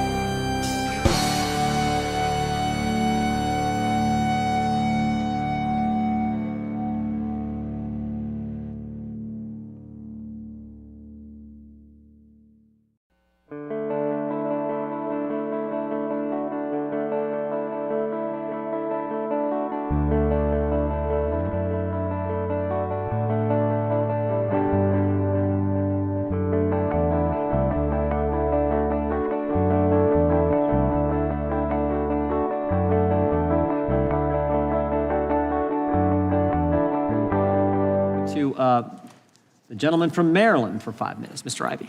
Thank you, Mr. Chairman, and Mr. Herr, appreciate you coming in today. I did want to deal with one preliminary matter, which is the issue of the release of the transcript. I've heard complaints from my Republican colleagues about the White House only releasing the transcript from the Biden interview this morning. But I have to note that there are, I think, over 90 transcripts that are being held by the majority here in the Judiciary Committee and Oversight Committee for interviews that we all care about. They all go directly to issues with respect to the alleged impeachment inquiry. It's kind of the pot calling the kettle black, it seems to me, as an understatement. So I noted too that when the ranking member requested the majority release the transcripts, the chairman objected. So I hope that we can move forward in the mode of cooperation and sharing information. I think it's just reasonable to do. Mr. Herr, I wanted to thank you again for the work you did. I don't agree with everything you wrote in the report, but that's the nature of the business, I think. But I did want to ask you about this. I know you started off with, in the first line executive summary, we conclude that no criminal charges are warranted in this matter. And I take it that's still your position today. Yes, it is. All right. You also noted a little bit below that, for the reasons summarized below, we conclude that the evidence does not establish Mr. Biden's guilt beyond a reasonable doubt. You still share that, still hold that view? I do. Okay, and even though you objected to the use of the word exonerated, from your perspective, he's been cleared of all criminal charges in your investigation. Is that fair? I determined that based on the evidence, criminal charges are not warranted. Okay, and I did want to go to the issue of material distinctions that you raised in your report between President Biden and former President Trump. We've got a document up here that lays some of it out, and you've answered some questions about this already, but I think it seemed to be highly relevant in your analysis that President Biden cooperated, and I wanted to walk through a couple of those points. One is that he turned in classified documents to the National Archives and to the Department of Justice upon request. Is that fair? That was a factor that we considered, yes, Congressman. All right, he cooperated with your investigation? Yes. Consented to the search of multiple locations, including his house? Correct. Sat for a voluntary interview? Yes. And that was 5 hours over 2 days? A little over 5 hours over 2 days. Okay. Turned over and allowed investigators to review handwritten notebooks he believed to be his personal property? Correct. Now, with respect to the comparison with former President Trump, and I believe this is on page 11, which is still in your executive summary.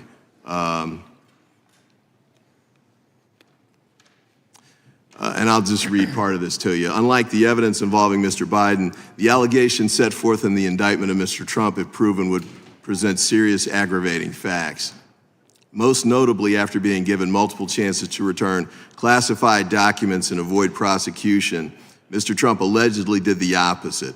According to the indictment, he not only refused to return the documents for many months, but he also obstructed justice by enlisting others to destroy evidence and then to lie about it.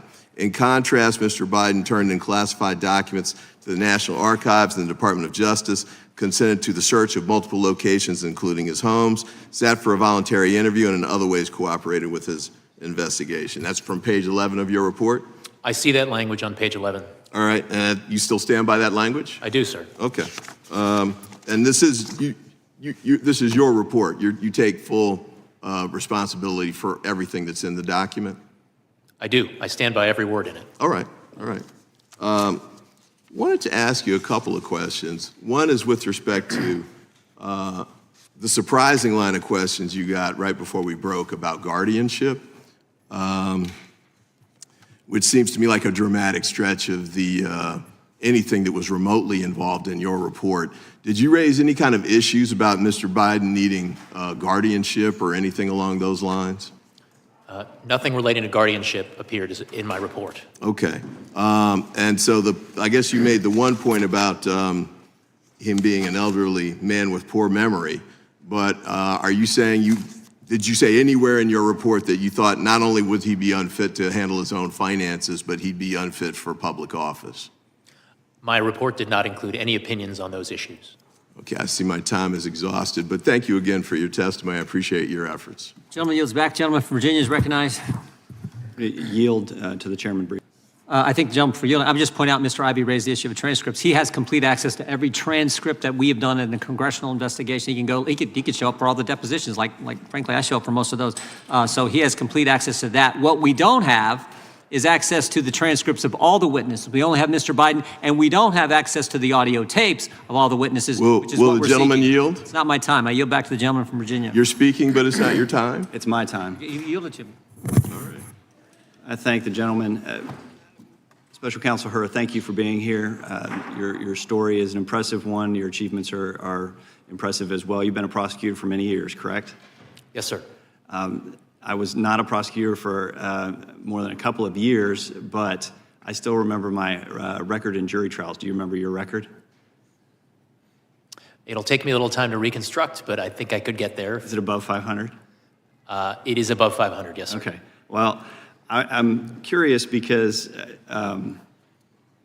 the evidence that you outline in your report is pretty significant when it comes to evidence that after his vice presidency, and I'm reading from your report, Mr. Biden willfully retained marked classified documents about Afghanistan and unmarked classified handwritten notes in his notebooks, both of which he stored in unsecured places in his home. Further, you noted that there's evidence that he willfully retained the classified Afghanistan documents, including the Thanksgiving memo, and had a strong motive to keep such classified documents. You outline what that motive is. Can you tell me what is the motive for keeping the Thanksgiving Day memo? One of the motives that we addressed in the report was that the issue of whether or not a troop surge should be sent to Afghanistan in 2009 was a hotly contested and debated issue within the Obama administration back in 2009, and one in which then Vice President Biden had a significant role and he felt very strongly about. I'm going to quote from your report. President Biden believed President Obama's 2009 troop surge was a mistake on par with Vietnam and wanted the record to show that he was right about Afghanistan, that his critics were wrong, and that he had opposed President Obama's mistaken decision forcefully when it was made, that his judgment was sound when it mattered most. Does that sound correct? That language sounds familiar from the report, yes. Okay. That is pretty significant in terms of a motivating factor for retaining those documents, wouldn't you say? That would be a factor that a jury would assess in considering whether or not Mr. Biden had criminal intent. And I also know that President Biden was working with a ghostwriter on a book, Mark Zwanecker, correct? Correct. And your investigation concluded when President Biden began work on his memoir, correct? At what time did your investigation conclude?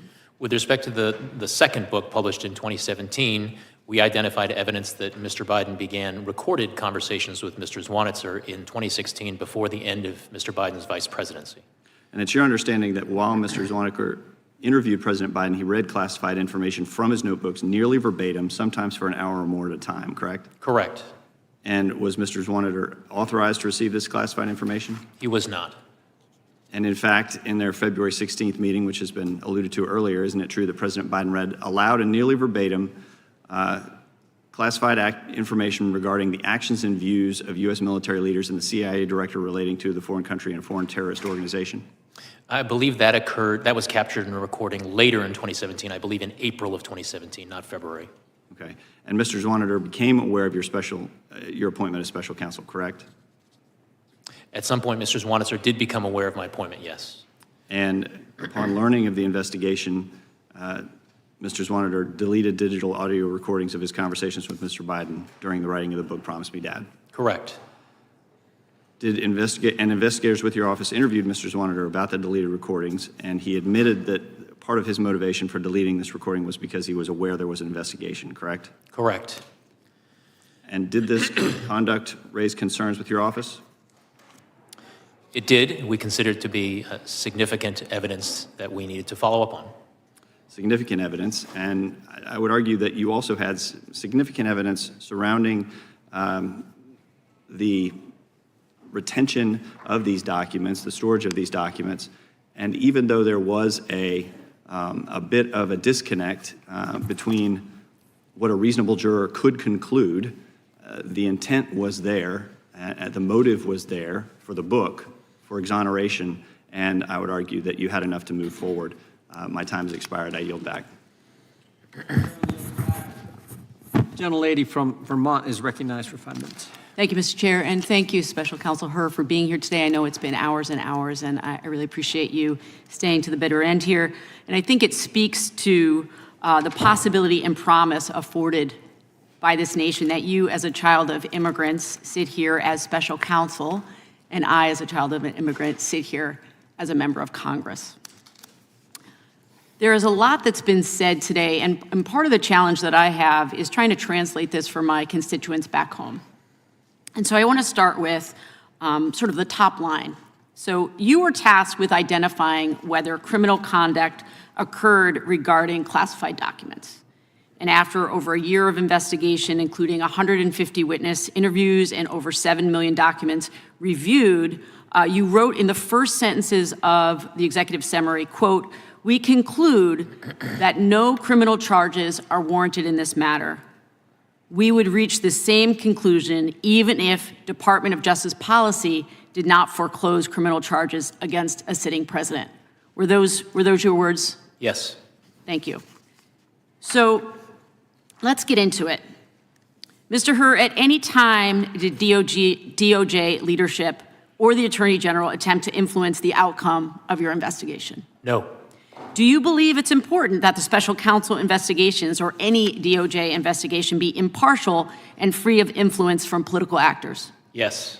Do you believe you were independent and thorough in your report? Yes. Do you think it's true that you received no pressure from Attorney General Garland in this matter? That's correct. Is it true that you had all of the resources that you needed enabled for you to conduct your interviews, to conduct your investigation, and to complete your report? Yes. Is it true that you recommended that the Attorney General decline to charge President Biden?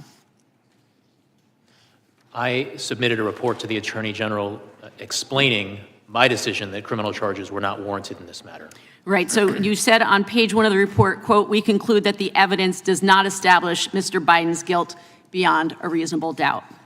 Is it true that your report ultimately concluded that the evidence did not support a finding beyond a reasonable doubt that President Biden willfully retained classified materials? Yes. Is it true that President Biden cooperated with your investigation? Yes. Is it true that President Biden sat for an interview with you the day after the October 7th attacks in Israel in the midst of an international crisis? He sat for interviews over 2 days, October 8th and October 9th. Thank you. Is it true that that President Biden allowed the FBI to conduct thorough searches of his home and his beach house? Yes. Is it true that your report found multiple possible innocent explanations as to why the classified documents ended up where they did? As part of our analysis, we walked through a number of different explanations that defense counsel could present at trial if this case were charged. And as you said on page 6 of your report, quote, "In addition to this shortage of evidence, there are other innocent explanations for the documents that we cannot refute." Your report reads— I see that language, yes. Thank you. Your report reads, "With one exception, there is no record of the Department of Justice prosecuting a former president or vice president for mishandling classified documents from his own administration. The exception is former President Trump." Am I reading that correctly? Yes. Is it true, or is it correct that your report recommends no charges and that that would be the case even if he were not a sitting president? Correct. So what we've had today is hour after hour after hour of trying to distract us from the clear statements that come through this report. And you yourself have said multiple times today, there was no attempt to obstruct justice by the president, by the Department of Justice, by the Attorney General, that you had all the resources that you needed to conduct a fair and thorough investigation and report, and that what you concluded was, in fact, the evidence was not sufficient to bring charges against the president for mishandling documents. I thank you for being here today. I yield back. Gentlelady yields back. The gentleman from South Carolina is recognized. Mr. Chairman, I'll yield to you such time as you may consume, sir. Oh, I appreciate the gentleman yielding. Mr. Hur, why did the White House lawyers go look in the first place? My understanding is they went to the Penn Biden Center. Why'd they go look in the first place? Look for classified, mishandling of classified, look for classified documents. Why'd they do it?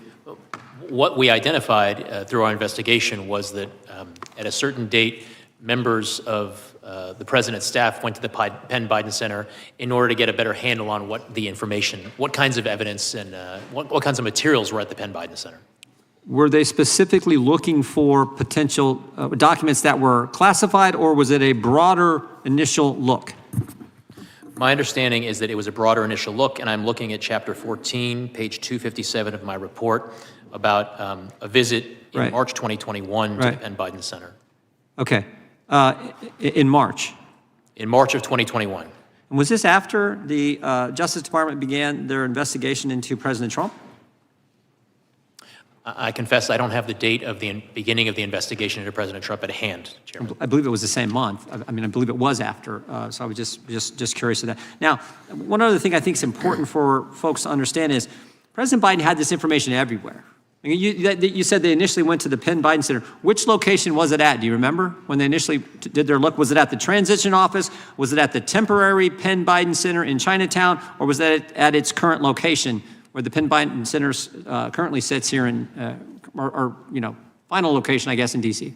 Do you remember? I believe the visit that I referenced in March 2021 that's described on page 257 was to the Penn Biden Center's permanent and current location. Permanent and current. So there were three places, those three places classified information was at. Is that fair to say?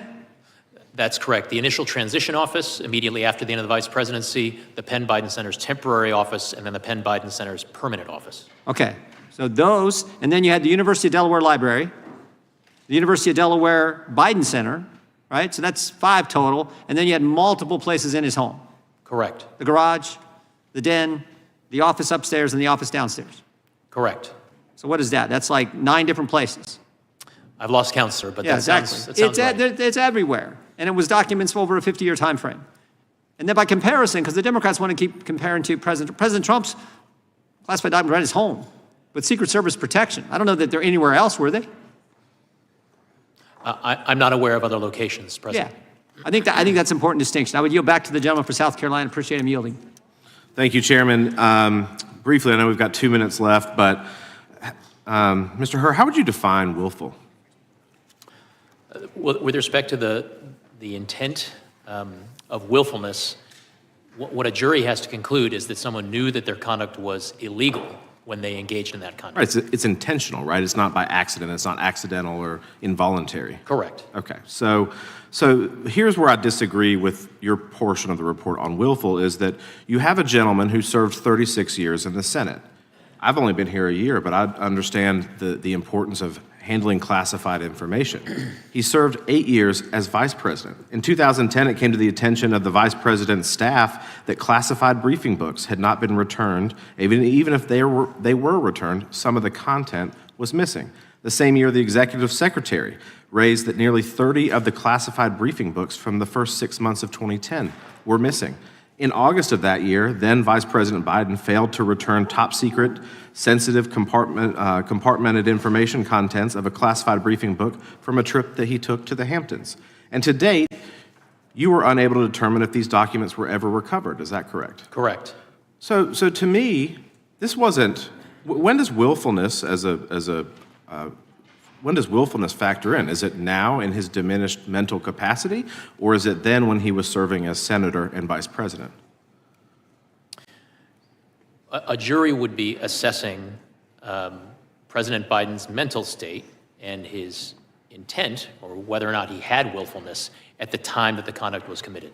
Correct, and I think everyone can kind of plainly see the transgression or the difference between then candidate Biden or Vice President Biden and what is going on now. And so this is where I go to it. As the chairman talked about it in his opening comments, he had 8 million reasons to hold these documents. In fact, he disclosed some of this information to his ghostwriter. And so I think that there could have been willfulness. And I think, I've got 10 seconds left, but look, since 2016, there have been 3 candidates to run for president. All 3 have had allegations of issues surrounding the retention and holding of classified documents. But Mr. Hur, only one of them has been charged, and that's President Trump. And that's why people think and view this as a 2-tiered system of justice. Thank you, sir. Gentleman yields back. The chair now recognizes the gentleman from, Sheila, you have unanimous consent? Yeah, I'll wait. Let him go ahead. Gentleman from Colorado, Mr. Buck. Thank you. Mr. Hur, they say they save the best for last, so I'm looking forward to this opportunity.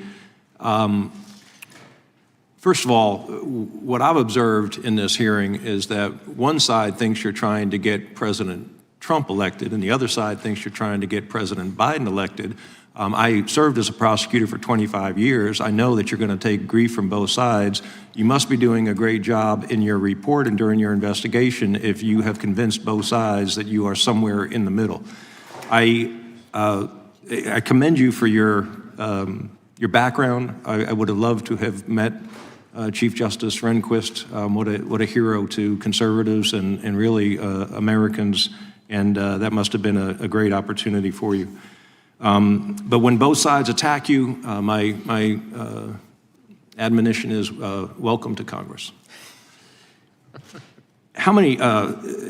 I do have a question, and it goes along the lines of what Mr. Armstrong and Mr. Fry were asking you earlier. I'm really confused about willfulness and your view of willfulness. It's clear to me that at the time, Vice President Biden knew he had classified documents. He told his, after he left the vice presidency, he told his biographer, ghostwriter, those classified documents are in the basement. So he had the mental state that he had classified documents. He also knew that his basement was not a SCIF. It is not a secure area. And so at the point, if at that point in time, he said, oh my gosh, I've got to call the archivist, I've got to call Secret Service, somebody, and get these documents taken away, perhaps he has this defense of acting as quickly as he knew about the documents. But I don't see where the willfulness is missing when he had those two. The element's pretty clear. He possessed classified documents. He held them in a non-secure area, and he did so knowingly. He knew he had classified documents in an unsecure area. Where is the willfulness missing? Well, sir, prosecutor to prosecutor, I certainly agree with you that the evidence in the form of the audio recorded statement where the president said to his ghostwriter, I just found all the classified stuff downstairs, that is evidence that that any prosecutor would present as significant evidence in a case if this went to trial. And reasonable jurors might well infer that President Biden formed criminal intent based on that piece of evidence. But what we did in our report was to try to walk through exhaustively. You know well as a prosecutor, you need to assess with a very cold eye the strengths of your case and the weaknesses of your case, and try to anticipate arguments that defense counsel might well present at trial.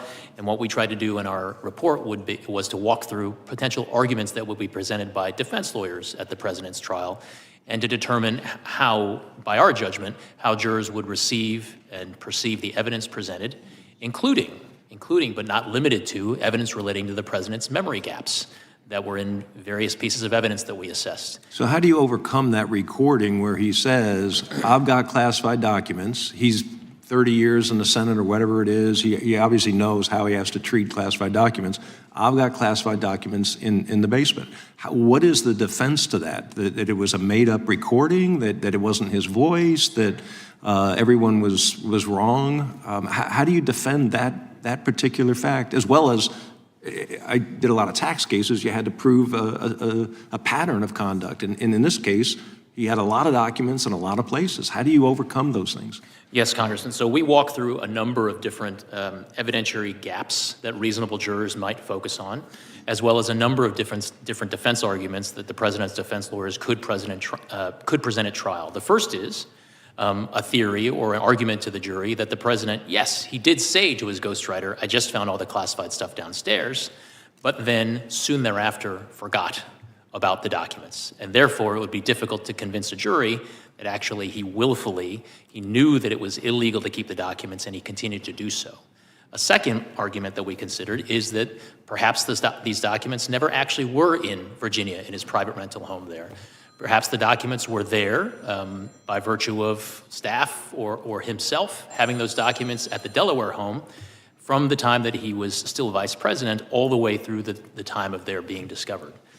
And finally, another theory that we walk through in the report is that there were 2 folders of marked classified documents relating to Afghanistan found in the box in the president's Delaware garage. One of them contained national defense information, and the other, it would be a more difficult task to persuade a jury that it did contain national defense information. So that argument would be premised on perhaps the president was referring to the one folder that didn't contain national defense information, but was not. It would be difficult for the government to prove beyond a reasonable doubt that he possessed the one that did contain national defense information. So I just laid a lot on you there, but we do our best to explain that at some length in the report. Thank you. I yield back.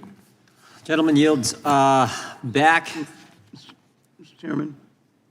Gentlelady from Texas, recognized. I thank you. And there's been a lot of time being shared, Mr. Chairman. I ask your very brief indulgence. Wait. You got a unanimous consent or you asking a question? Your brief indulgence on unanimous consent dash question. No. You can do a unanimous consent request, but you don't get to get another round. Someone that comes to yield you time, but I don't think they can do that because everyone on the Democrat side has taken their time. You know that I appreciate the gentlelady from Texas, but you don't get to go 2 rounds.